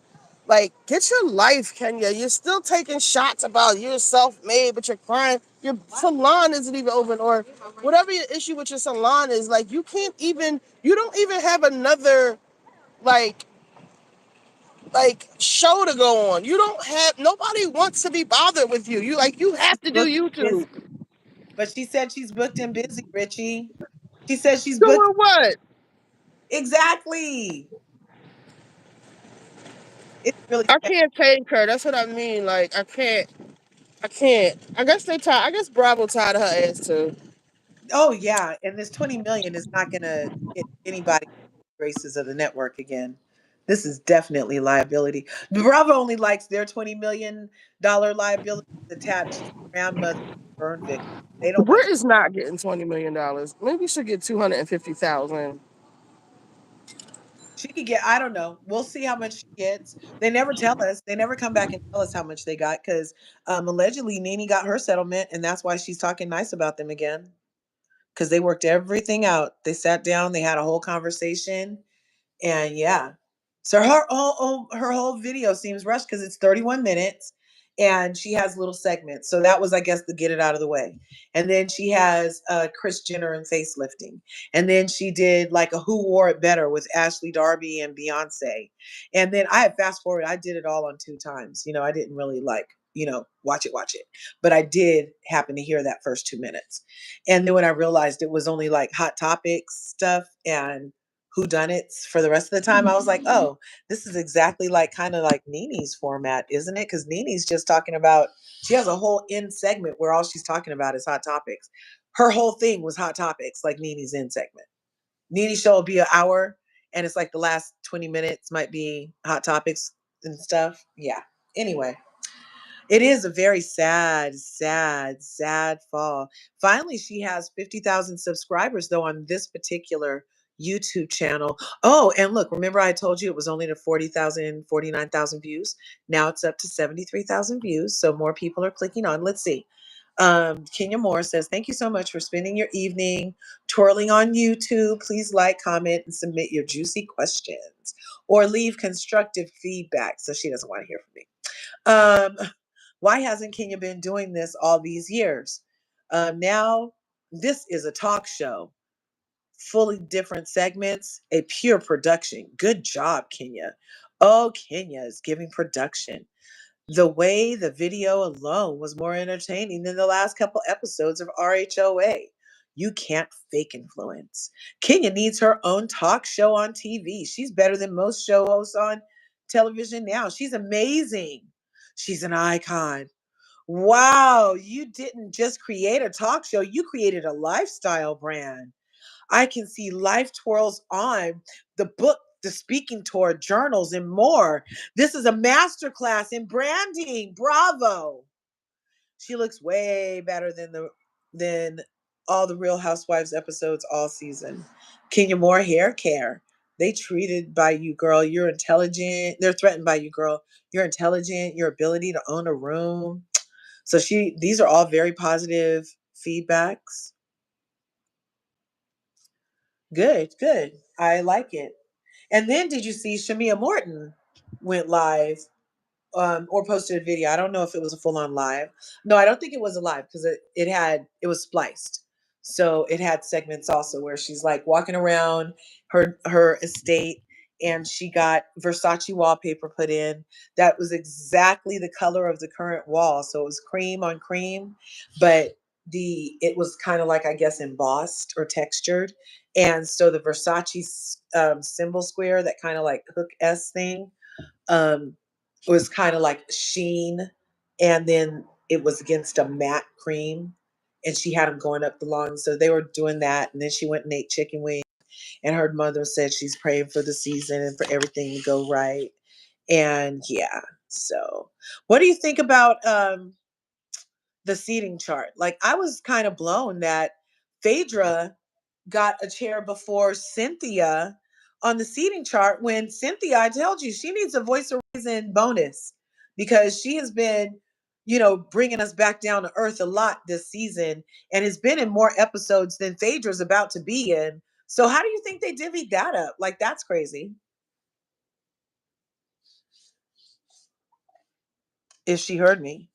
Well, I think until Richie comes back, I think that the seating chart is malarkey and that I particularly might be maybe reading it wrong. Maybe the seating chart isn't indicative of anything that happened in the season because we also know that on like Married to Medicine, that the seating chart don't mean shit. The two same people always get the front and the other people get moved around, and it's not really based off of performance. And because smirks and fabulous wigs doesn't mean that you should have got any closer to the thing before a woman who got excommunicado from a trip in Napa. Like, it's just a lot, right? So I just think that we might have it wrong. And maybe they're even doing it to get a reaction out of us. So, like, we can watch and see what they have to say, because the seating chart itself is very controversial, I would say. And the controversy alone of the seating chart would, you know, make people maybe tune in to see, well, why is Phaedra smirks and wigs in the second chair. Like, is she required to speak all of a sudden that she would say something? And then why is Portia first chair when she hasn't answered for nothing all season? So we're not about to get no accountabilities or nothing. Okay. And then Shamia, I don't know if Shamia has to talk about anything that has as it relates to Portia and her friendship one more time. It's gonna sound like she's beaten dead horses season one, and she was such a shining star when she first got there. Um, I don't think that Kelly did any more this season than Britt did. I mean, as far as family life, sure the ladies interacted with her because she had chosen a side, and the side was not Britt.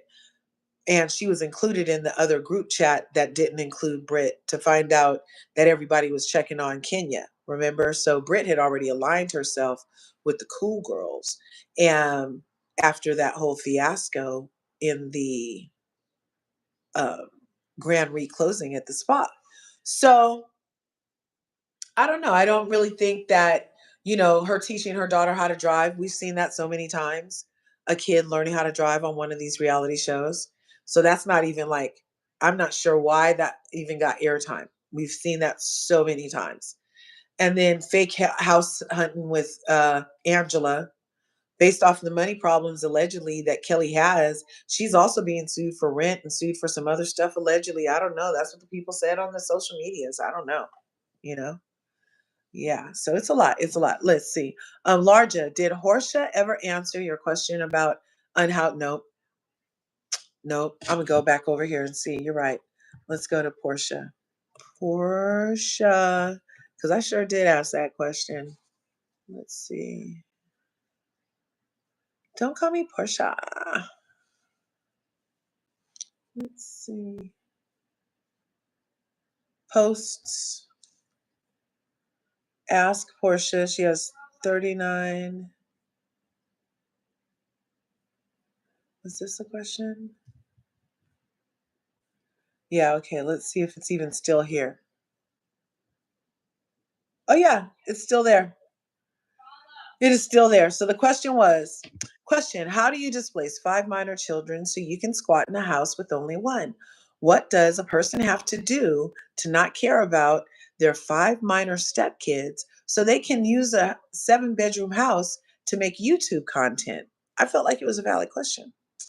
Asking because I have stepkids and would never.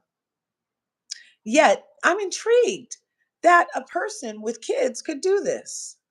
So no answer, no response. She did leave it. I'm not blocked on social medias that I see. Yeah. So it's still there. Kenya's new line of white fridges, right? That could be something. Team Twirl be the most. Copycat Kenya always following Nini's. I was going to mention that, Palaver, because even the whole I'm booked and busy thing, Nini is always saying how she was booked and busy, even though all the stuff was happening. Remember? Kim probably watched your show yesterday, Larger. Yeah, people in the comments were mentioning that she's not doing videos, right? I feel like she was kind of because she also addressed the money thing. And I feel like we touched on that here at LRGA Curves about like I had said specifically, she ain't got no money for a lawyer. She spent all the college funds and she ain't got no money for a lawyer, allegedly. That's what I was saying. Yep. Her whole video seemed rushed. What business? I thought a hair salon. Yes, she does protest a lot. She's doing a lot of answering. Like, that's one thing. Look, I'm not a Giselle stan because on the show, I feel like Giselle does a lot of dirty shit. But I appreciate Giselle's ability to not answer a bitch, to not recognize the question that you just posed, to literally, like Kenya says she pays you dust, but the mere fact that you're saying you're paying me dust means that you did the opposite because you're saying it, which in turn is paying me dust. So you saying you're not paying me dust means you're paying it. So you contradicted yourself. Where's the Giselle or Nene? Let's take it from Giselle and Nene. They were classic. Nene would get asked a question about somebody and she would sip and turn, right? Or she would say one word, who? And they would ask her again. She'd say, who? She would not, she literally would pay them dust. Whereas Kenya Moore says, I'm paying you dust. I've been that bitch. Da, da, da. Well, obviously, if you wrote a 15-minute soliloquy that got your ass fired and her investigated, then you're the opposite of paying some bitch dust. You get what I'm saying? Right. So she's always following the ideas. Yes. What did you do for Mike Tyson to buy you a house, Miss Kenya? I can't believe she's still shaming, yes, from YouTube. Yes. Can you get your lies together? It's funny when Michelle Atalian called your business and Kenya picked up her own phone. I noticed that too. Her price keeps changing. Kenya been packing on the pounds. She looks like she got a good shot of that Mergiano lately, though. Yeah. Yes. Technically, Ken came at Britt. Thank you, Palaver.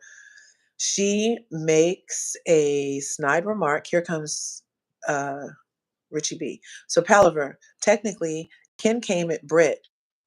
He makes a snide remark about Britt's marriage. Yep. Um, and the ring, and Kim's typical, yep, MO, coming after a married younger cast member. Thank you, Palaver. And that was even prior to the whole bank statement. So that's what I'm saying. There were things that we saw now. So we did get to see that. But there are even other things I'm sure that she experienced beyond you questioning my ring like that and in front of everybody. Like, that's like kind of weird. Like, I'm literally a wife, and like, it's not like, hi, do you have, like, that was a weird thing to lead with as a veteran also. So she knows how to interact. She's been on the show for what? Let her tell it she's an OG, which is an old lie. But she's not an OG. She's a vet. She's a vet. The OG is Nene, right? But she's a vet.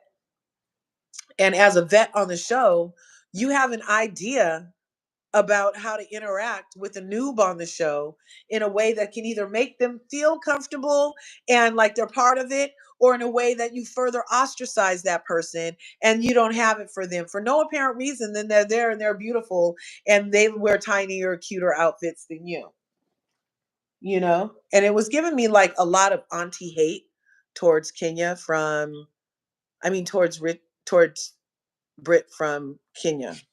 A lot of hate for no apparent freaking reason. That was a snide remark, Palaver. Thanks for keeping up. Thank you.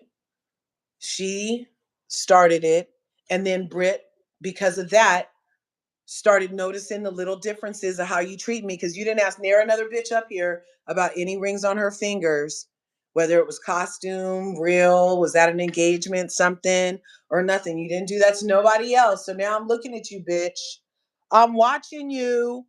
I'm watching you to see if you're going to treat me another time in a different way, because now we have this established from jump like a bunny, from jump like a bunny, like Kermit the Frog. We have it established that you are coming at me. So now I'm on high key defense. So there's no reason for you to come up to me at our first event and be like, is that a ring?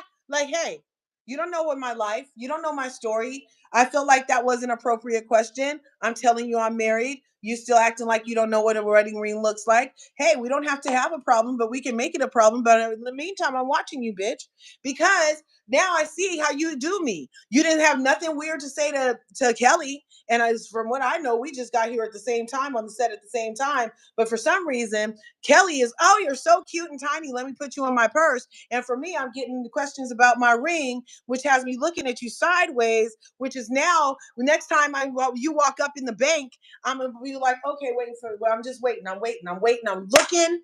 I'm looking to see what you're doing different. And if you walk up to everybody else and everybody else gets an embrace and their clothes wrinkle or they get like a squeeze or something, including the noobs, including the Kellys, including the Angelas, and then you get to me and I get a pat and an air kiss, then hey, I'm thinking that that's a different treatment. And why? Because you had to even lean down further to give Kelly a full hug because she was practically under the table. She's so short. So what's the problem with giving my giraffe ass a hug? So there was a difference, and she had a point in how she was feeling about it, and everybody wants to try to negate how she was feeling, and it doesn't negate nothing. It was her experience.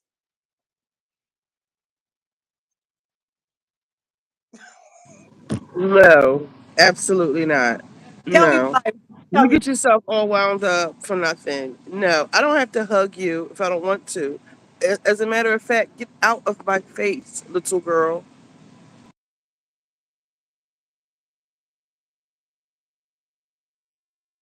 Look, but if we are hugging in group environments, if we are hugging in group environments, then it is something that I'm going to notice. And even though you're right, it's America. You can do whatever you want. You don't even My body, my choice. like Like, and that you just don't have. shows like she doesn't respect like boundaries. Like, you want, why do you want to like feel my breast up against yours? Like, that's so weird. Like, ew, Britt. Like, you have enough stuff. Like, these allegations. Like, get off me with this hug stuff. It's weird. Please. I get it, Mademoiselle. This is just what I noticed in my antenna. You can't judge a people by how they react to their personal feelings. No, Brit couldn't have even handled a question. I cannot stand Kenya, but I never saw anything wrong with her question. Larja, Thank you, Mademoiselle. yeah, they love you. Kenya's new. Oh, yeah. So, look, you're right. You can be right. I'm not going to sit here and argue with you because you're actually the most right thing you said all day is that they're not paying me. I mean, this gets me 3 cents on YouTube or whatever, but they're not paying me to like actually let this encumber my life in any way. My main retort is and remains: I don't want this to come off as a normalcy in life that we are co-signing or being complicit in normalizing revenge porn in any way in work environments in any situation based off of past activities that you did during the time when you were young, dumb, and full of cum. And 15 years later, the shit doesn't need to be. If we're not reading, if the tweet I did 10 years ago doesn't matter, then the dick I sucked 15 years ago certainly shouldn't be brought into consideration. Is my main point from the beginning. And I've said that every time that I do reiterate my support of the Britney situation. That's what I'm saying. I didn't, I'm not condoning what Kenya did. I mean, I get it, but I don't condone it. And I think, like I said, she played herself, and she's suffering from it now. She's on YouTube doing hot topics. Like, girl, like Same first place. of all, Kenya, you don't even have a personality for that. You are like a beauty queen. You should be doing beauty queen stuff. Kenya, why don't you try making hair videos since you have a freaking hair salon? Like, why don't you tell us what you put in your hair, or what vitamins you take, or your workout routine? Like, stuff, like, why are you doing hot topics? It just screams desperation to me. At least I will say about Britt, the girl has a plan, and she's gonna get a check, a nice check from the network, because the one thing I will agree with is, legally emotional distress, because they didn't have to air the episode and put it out there like that, and they did, at her expense. So, cut the check. I'm all for pay me for my pain. Sue Kenya too. Caroline Manzo of it all, and how Caroline Manzo's attorney got the whole shit pulled before it even got out. So I'm wondering why that didn't happen, or if that was never requested, or did she not know that was could be considered, that they could shelve potentially the whole season based off, or did she, I'm just gonna leave. yeah, because This man has me standing here waiting to see if they have shallots. I don't know if he forgot about me or what. I'm just standing here. oh no, uh, Maybe I should go giant. yeah, because he's taking a long time. Is he growing them from scratch? Is he magic? Um, I'm gonna like wait like 2 more minutes and then I'm leaving. Yeah, Yeah, I'm gonna wait like that Brit had a hard on for I'm King. just gonna leave now because there's a giant right across the street. Yeah, just go to the Giants. Is that like a Ralph's or something? It's just another food supermarket. I'm just gonna go to Giant. Yeah. I don't see this man, and he had like a big cart with a bunch of boxes on it, and I didn't even see that he took that with him. I thought he was just gonna go run in the back and look, but he took his cart with him, so he's doing other stuff. So I'm gonna leave. Yeah, if all you cut, Oh no, is that Because his cart? Britt was a fan of Kenya's. That's all right. But Kenya has a yeah. Where is this man? Justin, what's I'm good? sorry, y'all. Having a great weekend, Dustin. Thanks for coming through. We were just up here. I made some honey butter biscuits and they came out so good. I would say I think I'll add the yeast again because they at least broke and rose and they made them a little lighter inside. I really like that flavor. And it does have it smelling like Parker House rolls in here, not just biscuits today. So that yeast smell, you know, when the yeast breaks in your house, it smells so good. What if Britt was told to not do a Nini, and she listened, yeah, and did nothing till she got the footage. And okay, so on that palaver, glad you brought it up. Faith Stour, when Faith Stour was shed in the light she was shed in, they assured her that, oh, we'll take care of it also, and had her continue to sign her NDAs, and they assured her that it would be different, and they just brought her back and ruined her reputation further. So she did get encouraged by production et al.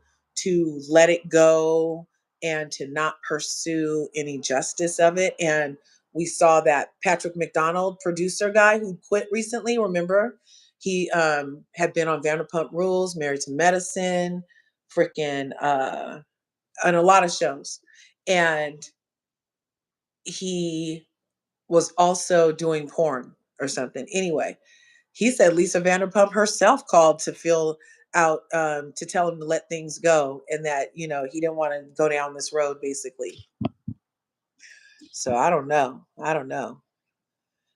Okay, you guys, so I've been on here for almost 2 hours and I had invited a number of people up, but I was like so on not regular time this morning. I was just doing whatever. Me and mom were talking, and so the movie Straw, that's what's happening here.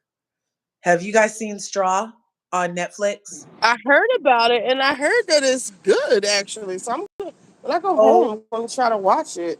you should watch it right this second. Everybody, when you get off here, go to What network is it on? Netflix only. Go to Netflix, and the movie is called Straw.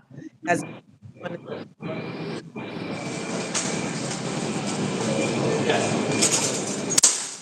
Gary Bird and Tiana Taylor, and it's a Tyler Perry production. Don't let that put you off because it actually moves.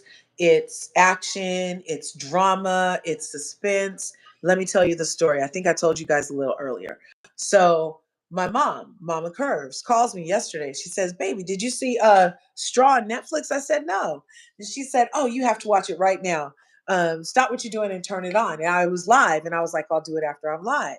So after I went live, I was supposed to come back live yesterday and bake the biscuits yesterday and go live with Bianca. And instead, me and my mom via FaceTime are watching Straw. Now, she had watched it the night before.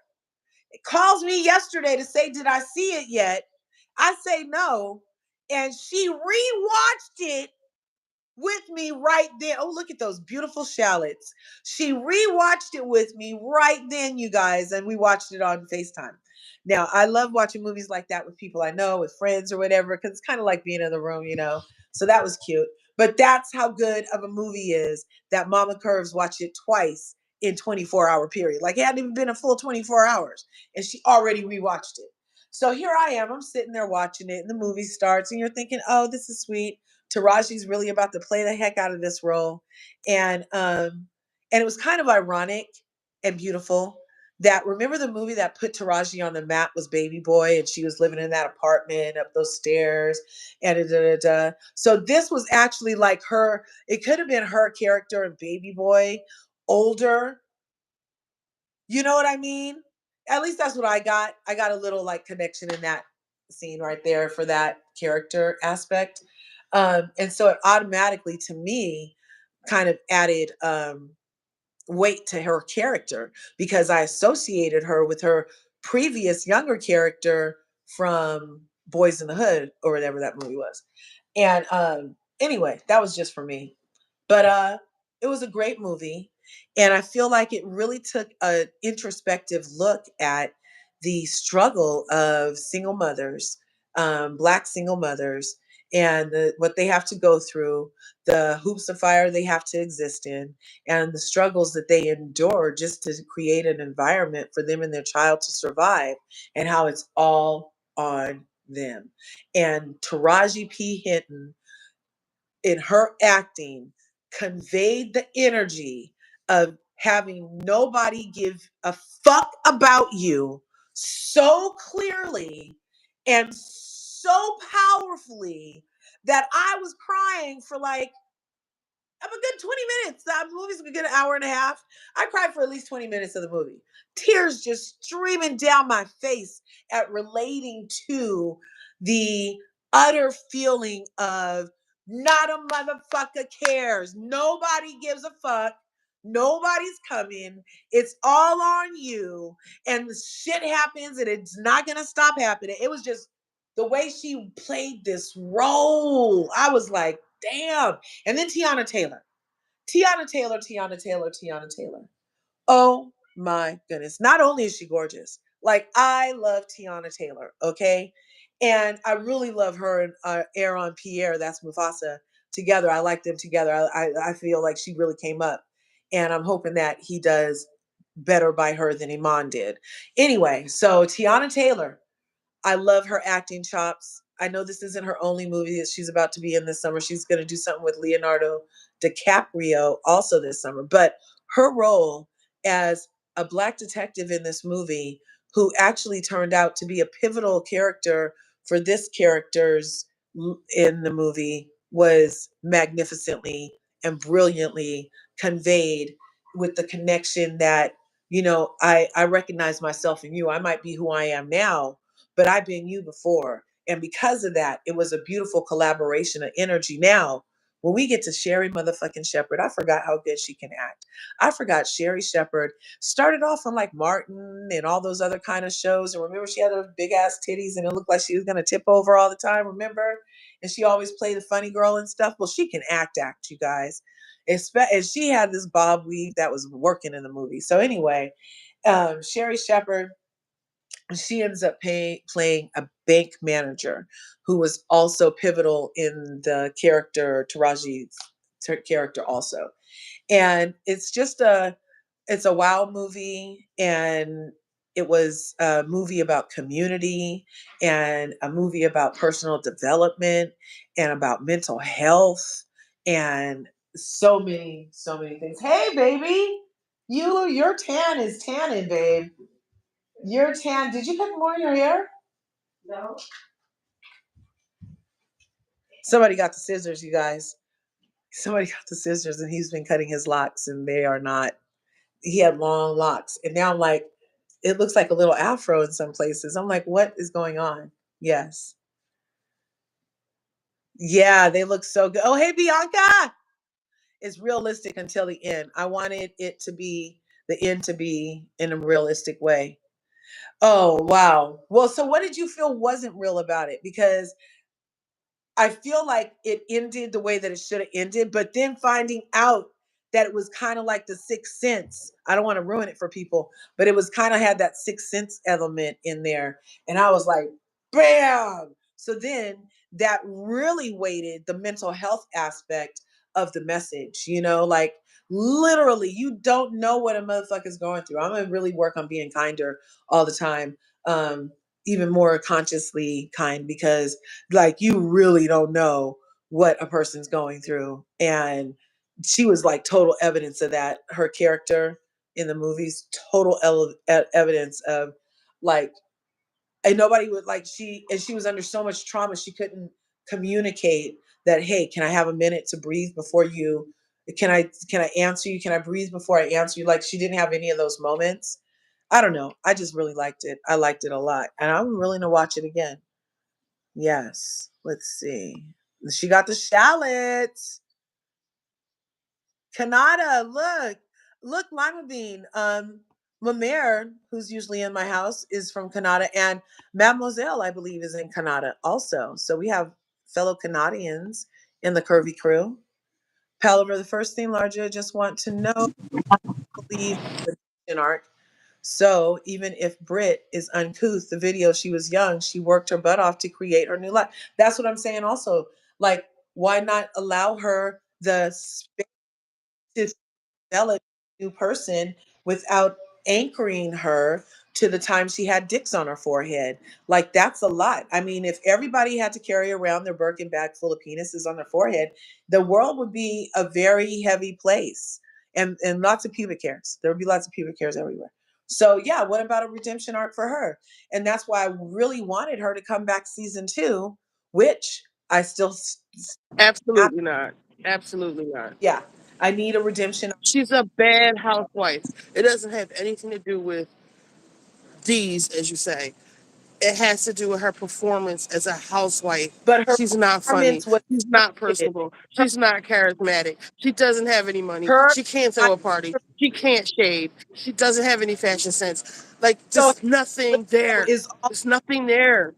half your list is all the housewives. I feel like trauma and the post traumatic trauma of having this happen to her. That's a real thing. It's emotional distress. You even say she might have emotional distress. So, based off of that emotional distress, we can't say how she was supposed to show up under duress. And as viewers, we should She was not under duress. So stop it. art and the space to maybe come back and show us a different part. I She's not under duress, okay? She just doesn't have it. It's okay. Not everybody can be a housewife. It's okay. She's literally a housewife. No, no, she's not. Not anymore. She should have never been one. Okay, please. She skipped the reunion. She's suing the I, network. She's not coming back. look, Then the what California, planet do you live on? it's her first season. Next season we judge. Sayonara. Brit is not Thanks girl, a lot, Kenya. doesn't even get along with her sisters. I don't get along with my sisters, and I'm a girl's girl. Sisters, relation,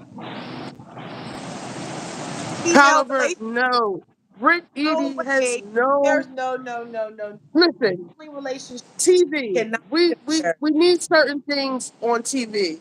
We're not tuning in to see struggle and strife and this wounded bird or attitude. Like, we want to see nice, attractive people with nice teeth, with a nice house. We tune into the housewives. It was started off as, lifestyles of the rich and famous. We do not want to see Brit Eady. I'll say it again. She's not funny. She doesn't have any zingers. Some of these girls, they get No, like these man. like iconic So, quotes like name and them, name what did them. Like, she doesn't have but any moments on the cast with the other girls except for sniping at them or being mad at them or uh, barking at them. was There's nothing was there. the She can't throw a nice party. was We've never really had defeated. she never had a party at her house. The country club, she didn't want to feed the people. It was awkward. Everybody was shading her there. Like, it's weird. She's weird. There's nothing there. There's nothing there. Look, She's not funny. if She, we she's, gave, she's like, I don't if want to we keep saying gave, funny. She's not I interesting. don't There's nothing there. Like, she's selling shapewear. She doesn't even show us that she works out. Like, this is like, no, go away. I feel like if we gave Robin Dixon so many seasons and she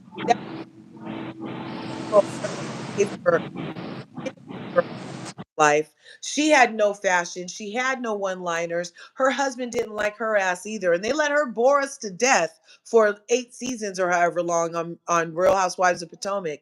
And the people's complete avoidance and non willingness to let Brit exist in this space outside of trauma being addressed is also, I don't know, what's the problem?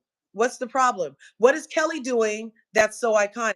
I told you Telling what the tell, problem is. telling me about stretch marks on a lady's mouth while your wigs are lifting isn't really that interesting, Angela. It's not.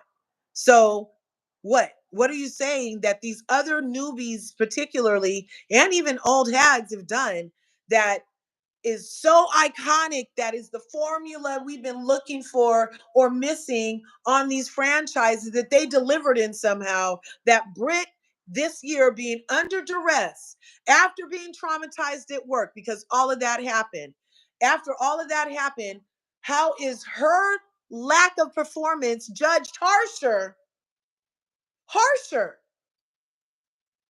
than the other ladies? And it feels like it's harsher because none of them delivered. This has been a season of Titanic, just like it said. Nobody really gave us what we were looking for on this show. Shamia came and flopped. Angela came and flopped. Kelly came and flopped. Kenya left and flopped. Britt came and was under duress and flopped. I mean, and Cynthia flew in to be the voice of reason because shit was floppy. Portia flopped. So what did Britt specifically do? So you're just okay. Whoa, wait. Instead of that, so are you saying nobody should be back? Fuck them all, throw them all out with the bathwater? Because if Britt doesn't get a pass and is not allowed to come back next year because of your list right there, nobody delivered that list. Nobody. So is everybody off? And I could deal with that. Let them all go. Let Nene come back and let Nene pick who she feels like working with. Give my girl at least 36 episodes or something while she's paid well so that they can try to undo the harm they've done her and caused her. And yeah, we can start from scratch like that. I don't know. Angela has flopped, flopped, flopped. You lost your goddamn mind. Angela is a fan favorite. She Yeah, is the all star, the breakout star. There's no flopping, sister. Angela Why you have to be like flopped this? like the disc I used to have to back up on once a week before I left the office. She's flopping. She's not a flop. We love Angela. She is the breakout star. That's why they're so mean to her. And we love it. We're here for her. The people as a whole have spoken. You can say, speak your piece. It doesn't matter. The people have spoken. Yeah, people have You're spoken. fighting a They losing love battle. Go love. ahead. And look, Have fun. I love Dr. Heavenly. It's not everybody's cup of tea. I get liking a specific. Yo, I was only supposed to be in here for one thing. I've been at this market for like the whole time you've been on here, even though like 2 hours. Well, you I'm got your going home. Yeah, but now I'm just picking up extra stuff. I need to go home. okay. Let's. So Miss All Kiki. right, let me talk. Uh, okay. Palaver says, "I love Wounded Birds." Oh my God, another Netflix show. Have you seen the new miniseries Sirens? And it has the lady Juliana. What's her name? Juliana Moore with the long red hair. She's in it, and Kevin Bacon from Footloose is in it. And it's a very good miniseries, and it's called Sirens. And it left me kind of weird because I'm like, are they actual sirens? Were they like mermaids that came up here and get these guys to? Because it didn't really like outrightly reference that, but they kept going to the ocean and saying they heard ladies talking. Yeah, yeah. Where's my gavel? You know, wounded birds, wounded birds. The lifted wig got me paranoid. I'm getting extra help, right? To not be Angela. Exactly. Britt wasn't cool and took things to a whole new level. That's not a good housewife. No, Britt wasn't cool. You're totally right. I keep acknowledging no, Britt wasn't cool. She was under duress. She was traumatized at work and it was forced to show up instead of allowed to have time to like maybe lick her wounds and heal in a way that could have allowed her to convey and show up a different type of Brit. But all we got was high key defensive Brit. Everything the lady said, they was like, what? Because she was high key defensive, waiting for these ninnies to further attack her because nobody checked on her. Nobody gave a fuck what happened to her when it happened. She sat down at the peace brunch a week after the shit happened to find out that they had all been talking in a group chat to Kenya Moore. And remember, that put her in automatic defense. Oh, you've already been talking to Kenya? And knowing that not one of those hoes checked on her except for Kelly. Not one of her new coworkers checked on her to see if she had any bruises from the dicks going on her forehead, if that was the current situation. And not one of them checked on her, but they all checked on Ken. Even the noobs checked on Ken. Even the noobs checked on Ken, and her as the noob didn't get checked on. That's enough to make me high key defensive. So now, when Shamia, who repeats things back in a not right way because her not best friend Portia told us, cried to freaking Angela's wig about how whenever Shamia repeats a story back, it makes it look bad and it makes her look good. Remember, she literally cried, you guys, about Shamia's lack of being able to repeat a story appropriately. And then Drew, like, dug a burrow in Shamia's ass about not telling the story the way that it was told when she said that the music was going to help pay for PJ's college. So excuse me, while I don't believe that Britt led with, "Oh, my license is suspended," when when she most likely said, "Oh, this triggered an investigation. My license could be suspended." And then Shamia repeats it at the table after they've already talked about it in the group chat, because the swiftness that with Angela jumped on that question was like, "Oh, I'll handle this. I got this. You guys back here. You guys will wait. You guys wait. I got this." So what do you mean it's suspended? Because they had already been talking about it in the motherfucking group chat, you guys. You're not trying to put 2 and 8 together. You don't think that that's what happened, allegedly? That's what I think happened. That would make way more sense than Britt being defensive for no reason. They literally sat there and told her they talked to the ops and they feel bad the ops aren't there. And then turn and question her about more shit she has to go through because of what Kenya did. Yeah, I'm defensive that I even have to be sitting here fucking talking to you that my license is under investigation. I'm high key defensive about it. And yeah, bitch, give me a second to get a word out, bitch. Okay? So yeah, Angela's a flop because coming in a mean, hot mess is not a great housewife either. I feel like Angela would have done even better to be a compassionate, caring woman in that moment, and actually thought about, like, what if her daughter had a sex tape come out of her of her licking carpets all over the place, and got on the show, and then one of her friends decides to put the video out of her licking carpets, and then Angela's just going to be like, "Oh, look at those stretch marks on your tongue." I don't think so. I don't think Angela would appreciate it if her daughter was in the situation that Britt is in. And did you guys even think that Britt's freaking grandmother recently died thinking that Britt was on those videos?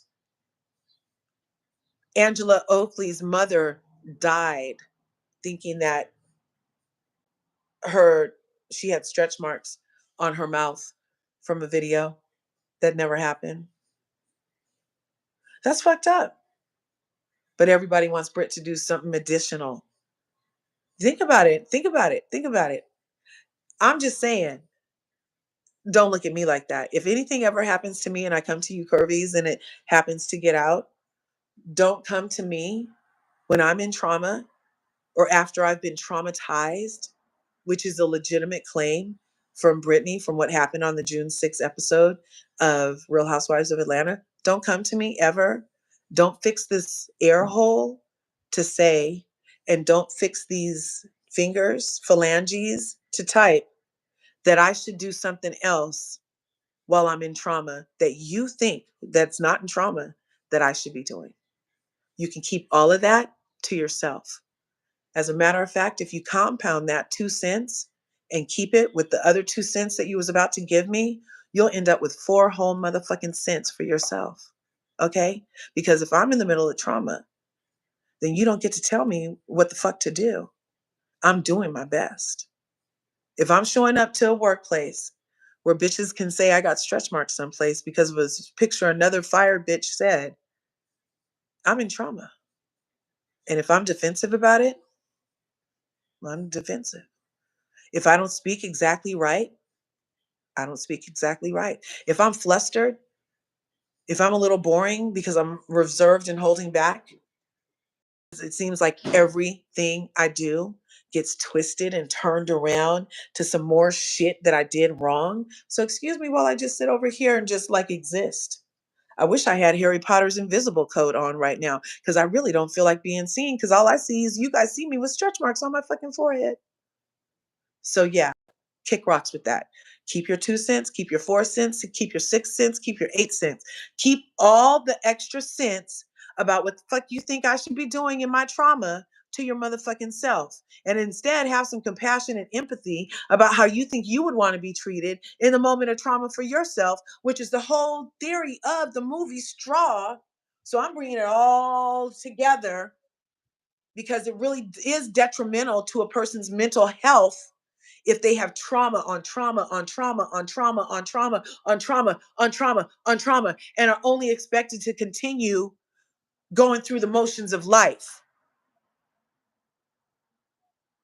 It's a proven scientific fucking fact that it can affect your mental well-being if you're traumatized at work. Even one little thing.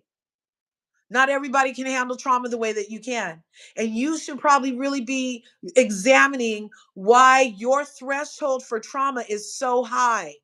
You know, I went to the acupuncturist once, you know, the people that put the needles in you like Hellraiser and stuff. And I was all bragging. I was like, oh, I have a high tolerance for pain. She said, bitch, you're so detached. You need to get back in your body.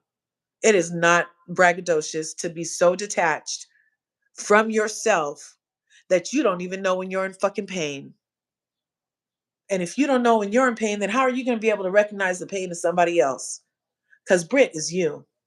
Britt is me. Britt's your daughter, your cousin, your other cousin that did some shit that she maybe not should have did. And do you think that they all need that shit brought up later when they're trying to have their life redone? Are we trying to bring up Michelle Obama's sex tapes if she had any? No, bitch. Every time somebody tried to talk about Kamala Harris in a sex tape, nobody wanted to hear that shit. Because you want to let her be great. So why is it that we pick and choose sisters who we are going to allow to be great and other sisters we just going to let flail and flounder in their freaking mental crisis? Where was the support for Brit? Everybody wants her to do one more thing. She was literally sexual harassed.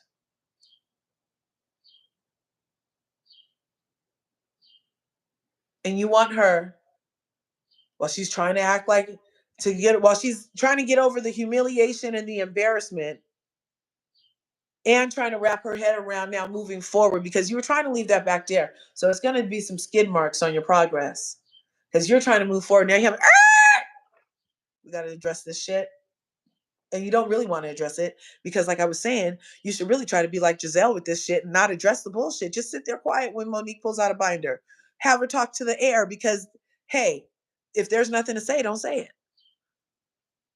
You don't have to address everything. I just don't get it. And it's scary because that means that in this world that we live in, if something happened to me, LRGA Curves, that a majority of the people would expect me then to have to go through another something before I'm even almost thought about healing in order to make it okay for anything else that I do moving forward from that trauma. And that shouldn't be the way that it is. And I'm not saying that we all need to be babied and coddled, but we do need to have considerations to be met where we are in our emotional trauma instead of being expected to show up in a person's ways that aren't in that same emotional trauma.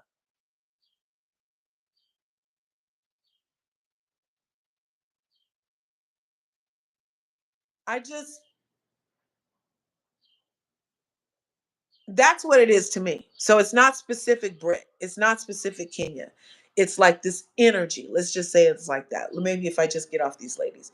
So it's this energy of a lack of compassion for the trauma that we as women specifically are going through. And some of it's by other women, like in this situation. And I just want us to try to be more unified in our approach to compassionate, thoughtful thinking when we're like having a moment to like interact with each other. That's all I really, really, really want. That's what I really, really, really want. I don't want nobody to end up like the lady did in Straw. You guys need to, as soon as we get off here, go to Netflix and turn on the Straw. Turn on the Straw. And then maybe rethink what I just said. And then you might be like, oh, maybe that's kind of something. I don't know. Sometimes I can make something nothing, but okay, let's see. Uh, let's see. Oh, you have a Lifetime movie club. Tired of the villains cast. Which one, Mademoiselle? Jenny and Jordan. I haven't seen that yet. Is it good? I saw it come up on my thing. You watched 3 great lifetimes. Oh, Ange and Charles clowning her. Yeah, yeah, I love it. Britt could have been okay, but she couldn't let it go. Sirens is on your playlist. Good. Yeah, it was good. I liked it.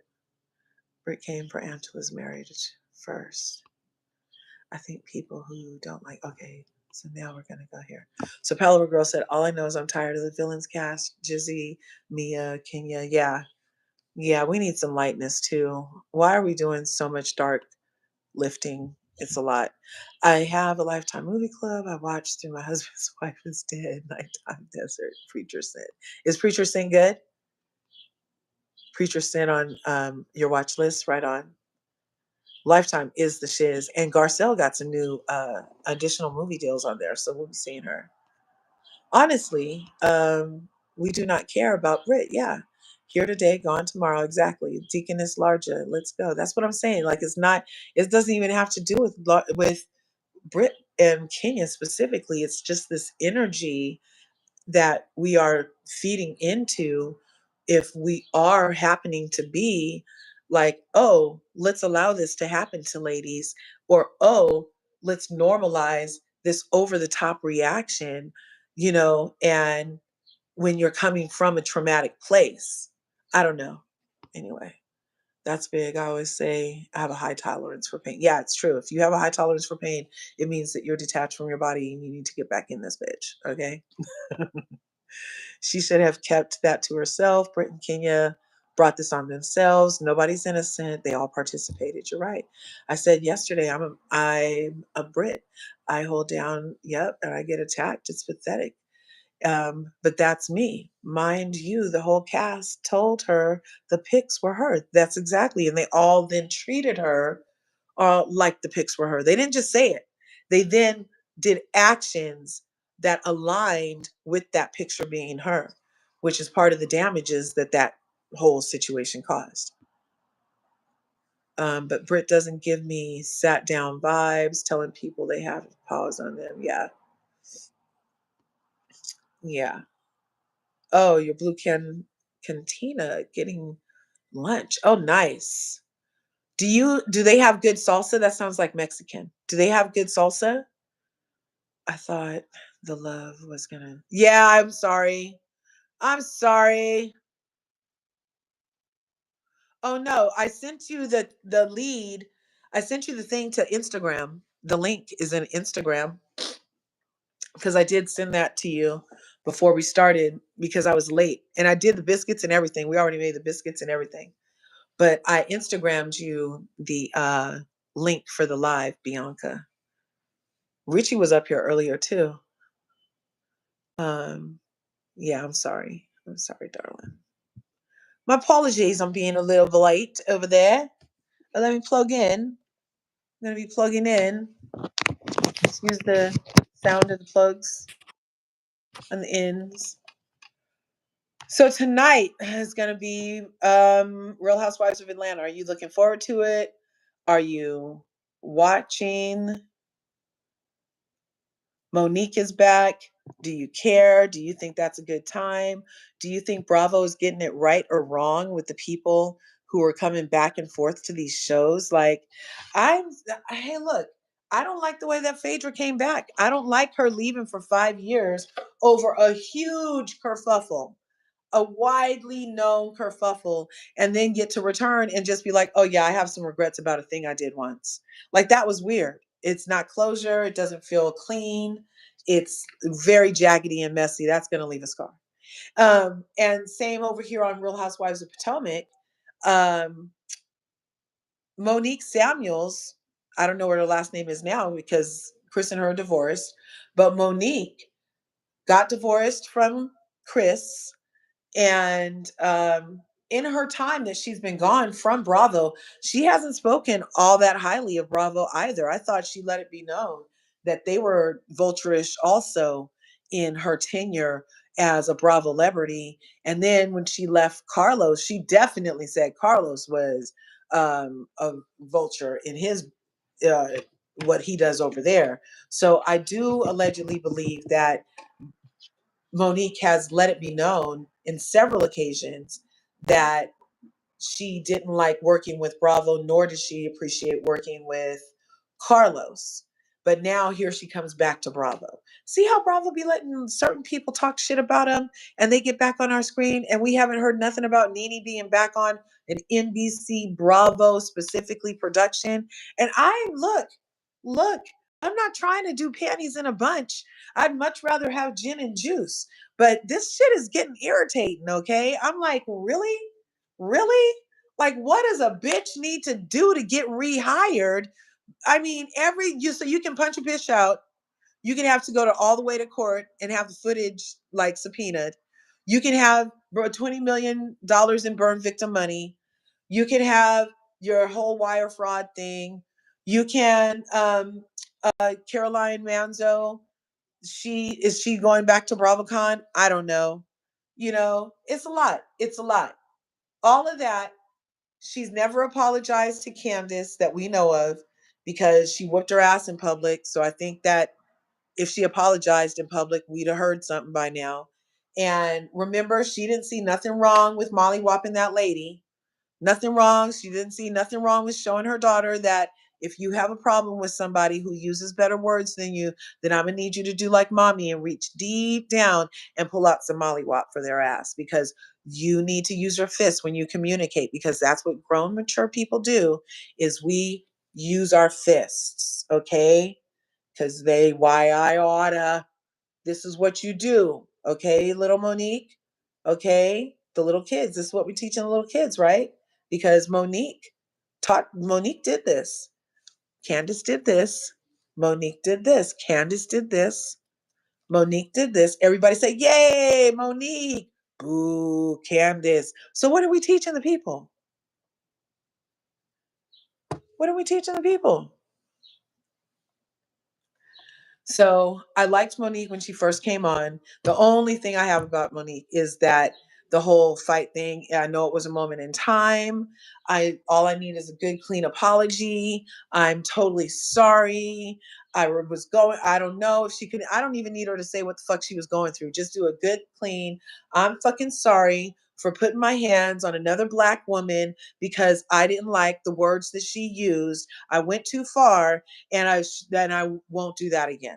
Like, that's all I need to hear. That's all I need to hear. And that's how I would teach my child to apologize for a situation like that. Take full accountability, let it be known that you recognize what you did, acknowledge it, and say that you're never going to do it again. And then, hey, and then move accordingly, right? We can hope.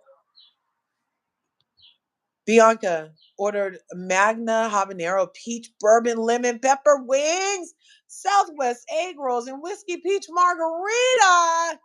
Husband, Mama wants a peach margarita. That sounds so refreshingly awesome. Yes, bon appetit. Yeah, Monique is gorgeous. She's talented. Like, I would love for Monique to come back and rap for us. I would really love it. Mm-hmm. And I would love for her to crack open the binder and for us to get to some of it. Remember, she did a YouTube series too after she got let go, and it was called the Binder Edition or something like that. And she sat by the fire and read different chapters out of the binder. Yeah, the proper way. Exactly. She paid Bravo dust. Now she has leverage.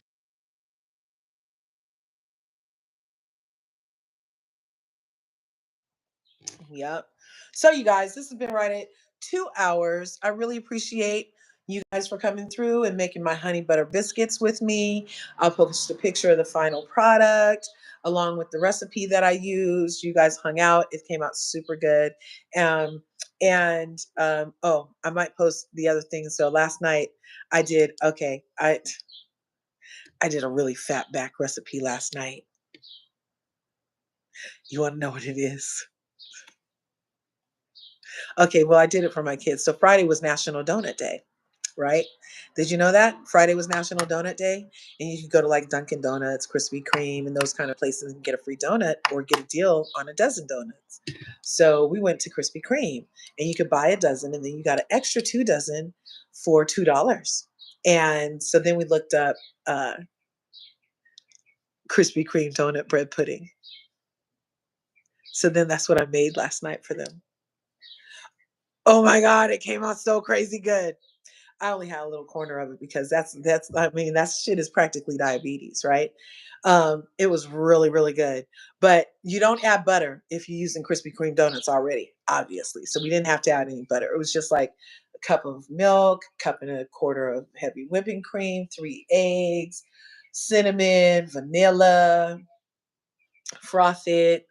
And you know what I did was I took the Krispy Kremes and I cut them the long way like a sandwich bun, and then I put them in the oven on 200 to let them get dry. Because you know how Krispy Kremes are very like, they're so soft and chewy that if you wet it, it's just going to dissolve, right? So for one, I let them stay overnight, like in the box, a whole dozen. It was the hardest thing. My sons were like literally up every hour checking to see if the donuts were still there. And yeah, they were, luckily. So then the next day, they still weren't dry enough. And so I had to cut them and put them on a rack in the oven and let them get like kind of like I didn't let them get biscotti hard, but I let them get a little toasty, let's say. And then you cut those up, you put them in the pan, you pour your liquid mixture over, pop it in the oven on 350 for a good 20 minutes, 25 till it's a nice golden brown. Oh my God. The family loved it. The guys, I have all sons, and my husband, so it's all guys in the house. I don't know what it is about men, but did you notice the men in your life have a major sweet tooth? Like, I'm like, dudes, like, just because you can eat it doesn't mean you should, right? Because they all also work out very much. I mean, it's like the 18 packs in my house are contagious except for on me, right? So it's like a lot. But I'm like, just because you can't eat that doesn't mean you should eat the whole cheesecake, husband. So yeah, anyway, yes. And the kids do absolutely love me. They be looking up stuff. They're like, Mom, can you make this? And I'm like, yeah, okay. So yeah. And I love cooking. It's my love language. I'm from a time when we actually had home ec in a school with working ovens and working a whole working kitchen, and it had multiple stations in the school for home ec. Like it had like 8 cooking stations in a classroom, and we would break up in groups of like 4, and we would have the teacher cooking the main thing. We would make challah bread, spaghetti, we make pasta, we make all kind of stuff. So yeah, I'm a cooker in my heart. Plus growing up with my grandma, who I told you used to love some Julia Childs in the butter.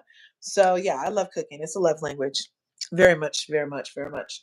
Um, and that's the other thing I tell you all the time. I tell my kids, yeah, and Mom loves you. Can you taste the love I made? And they're like, yeah, Mom, it tastes so good.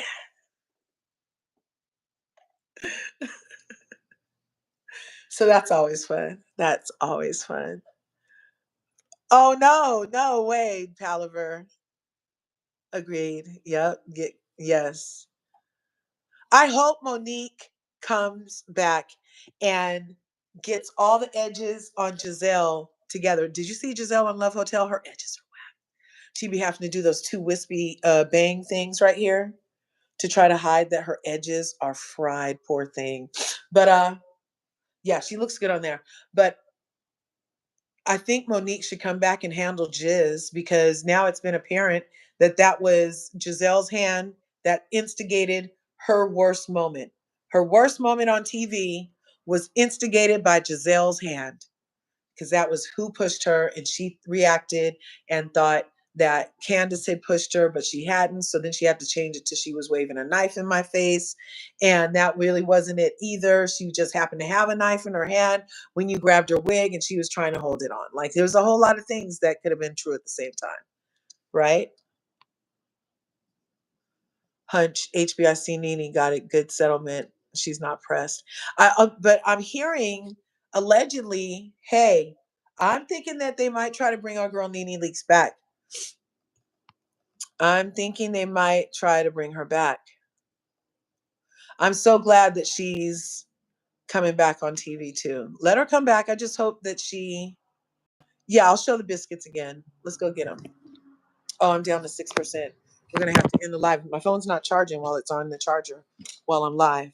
You know how that kind of happens sometimes, where if you're using some apps, it's not going to charge fast. But let's go look at these biscuits one more time. Let's see. Flip.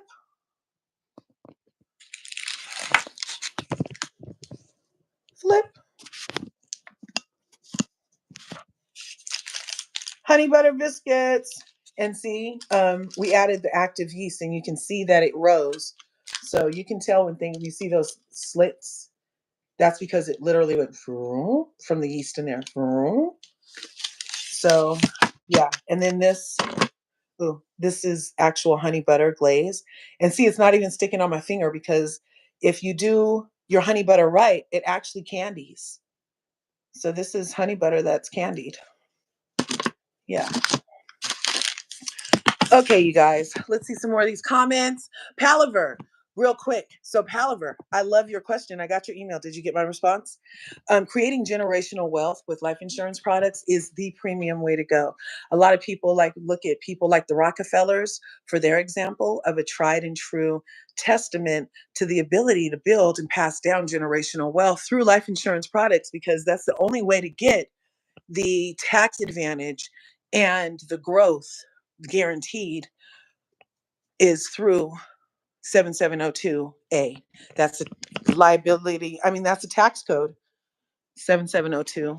That specifically, John Rockefeller went to Congress in 1913 and had basically lobbied to have this law put on the books in perpetuity. It's forever law, that forever, as long as your money is attached to this code 7702, which is life insurance, then your money can grow without you getting one of those 1099-Gs that Wells Fargo will send you when you get gains on your accounts.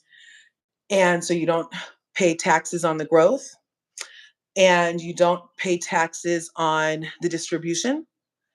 And then you can pass it down to your beneficiaries tax-free. So there's major tax benefits. We can do a family bank model.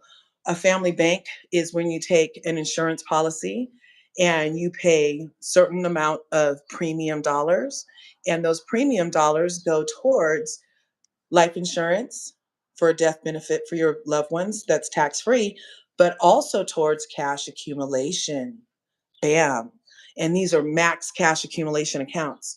So they're returning you like 10, 12, some 16, 18, 36%, instead of the 4% that you're getting on a CD, or the 6% that you're getting in a 401k, or on something like that. So there's a lot of different solutions that I love to educate people on, and a lot of different concepts that are currently available that if we implement, that if we as regular schmegular people implement, then we too can create and sustain generational wealth for our families. So anybody, I'm not sure what state you're in. I'm licensed in 8 states. And I can talk to you about stuff that I know, but if I'm not licensed in your state, then I can hurry up and get licensed in your state, so it's not a problem. But I would love to talk to anybody about this. So if you ever want any information, then reach out to me either on LRGA Curves, just like it's spelled here, LRGA Curves @gmail.com, or LRGA LIFE @gmail.com, because I've told you guys before, I have a life insurance license like Britt has. So, and that might be another reason why I'm like chopping for old girl. I'm like, fellow insurance agents, we don't need to like have the world thinking like you're a freaking peen goblin whore. Like, that's rude. That's not that you can't be a peen goblin whore and be a freaking insurance agent, but yeah, it's just a lot, you know? Another way to build money is you work with banks, and a lot of people are getting estate accounts. Right on. Yep, I saw. Thanks for responding. Right on. Only I learned a hack. Yes, so you grate the frozen butter because people use cold butter in biscuits and bread making all the time, and they try to cube it and put it back in the refrigerator. I just stick it in the freezer, and when it's time for me to use it, I just get my grater out and grate it. Yep. Yeah, the question was extremely valid. Thank you, Bianca. Giselle was the one who was sprayed in the baby room. Exactly. Portia's definitely shouldn't be first chair. This is delusional. I mean, to have Drew in Timbuktu when literally they even said it out of their mouths. Everybody has a problem with you, Drew. So why is she at the end of the couch? If everybody got a problem with you, why are you way over there? Because traditionally, conflict gets you closest to Andy. Conflict gets you closest to the colonizer. No, I'm just kidding. Conflict gets you closest to Andy. That's usually what happens. But now it just seems like Fakey McFakerson is what gets you closest to Andy. Okay? Let's see. Uh-oh. My battery's still just... I should start cooking the show? Maybe I'll cook more often with you guys because I cook every day. I cook from scratch every day. Every day. Yeah. And this was a nice conversation, so maybe I should work it in. Will I be watching Real Housewives of Beverly Hills? You may watch because of Rachel Zoe. Now, I did love Rachel Zoe when she first came out. That was like when reality TV, when we were like just getting used to like all the good reality TVs, right? So Rachel Zoe, and she was one of the first Bravo reality shows too, right? So I loved that show when she was on as a stylist. I don't need her as a Beverly Hills housewife. I'm not like, oh my God, I wonder what she's been doing. How's her kids doing now? How are her and her husband? Like, I am not tripping. I'm not interested. And I don't think I'll be watching Beverly Hills. I told you, Curvies, before that I had been watching Beverly Hills for the last 5 seasons because of Garcelle. 5 seasons ago, I wasn't going to watch Beverly Hills anymore. I was like, there's nothing to see here, folks. I won't be entertaining these rich white lady problems. I'm not. I just can't. I wasn't going to entertain them anymore. They kept arguing over bullshit. I was like, right? And then they were like, Garcelle Bouvet is coming to Beverly Hills. I was like, fancy? Oh my God. Let me watch. So for the last 5 seasons, I participated in watching the show Real Housewives of Beverly Hills specifically because of Garcelle, and I thought she was a fabulous, top-notch diamond holder. I loved her, and I loved the way that she existed on that show. With that being said, as much as I support my melanated goddesses, I support melanated goddesses that support other melanated goddesses, and I don't feel like Bozo supported Garcelle as a systematic goddess on the show Real Housewives of Beverly Hills because she immediately aligned herself with the non-melanated Dorit, who had taken the last 3 seasons at least to particularly attack the only melanated goddess on set. And it was a lot. And after Bozo admitted that she watched the season and then got to the party and wanted to align herself with Dorito specifically, I was like, oh, well, that says a lot more about you than it does about me not liking you, honey. Because look, I'm not aligning myself. If I watched all those seasons of Real Housewives of Beverly Hills, and then as a Black woman walked up to Dorito and put her on as an ass helmet, I need every curvy in America to come get me and check on me. Okay? Okay? Because that is not the look I need. Okay? Anyway, my phone's literally down to 2%. I won't even be able to read the rest of these damn comments. Yes, estate accounts are good, but are they guaranteed with the tax advantages? Usually, if you're at a bank, I'm not sure that you have the same license that I have. And my license, not even financial advisors have.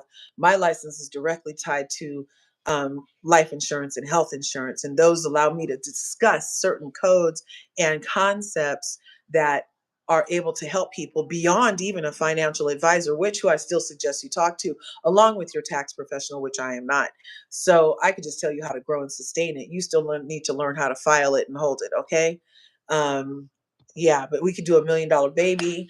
That's where you have, if you have a baby or a loved one with a baby, then you can get a life insurance policy again. And so the cost of life insurance, real quick, is directly tied to your age and other parameters. So the older you are and the other parameters that are worse, the higher the cost of the insurance. Therefore, if you put $100 in on a premium, this is real quick, put $100 in on a premium, right? We already said that the premium is going to go towards life insurance and it's going to go towards the cash accumulation. So, but if the person is young, like a baby, and you put $100 of premium into one of these policies, then let's say like maybe $10 of that is going towards life insurance. $90 of that is going towards cash accumulation. Just think about that. So that means you're saving, stacking away your $90 in a cash accumulation account that's totally protected. You're getting top notch returns that are compounding, that you have access and control over. So that if you'd set this up real good for your babies, then you would be able to set up an account when, let's say, the baby is 2, and by the time that baby's around 35, 40, they could have $1 million cash access in the account that you were thoughtful enough to set up with them when they were their youngest and healthiest, which is why they call it the $1 million baby.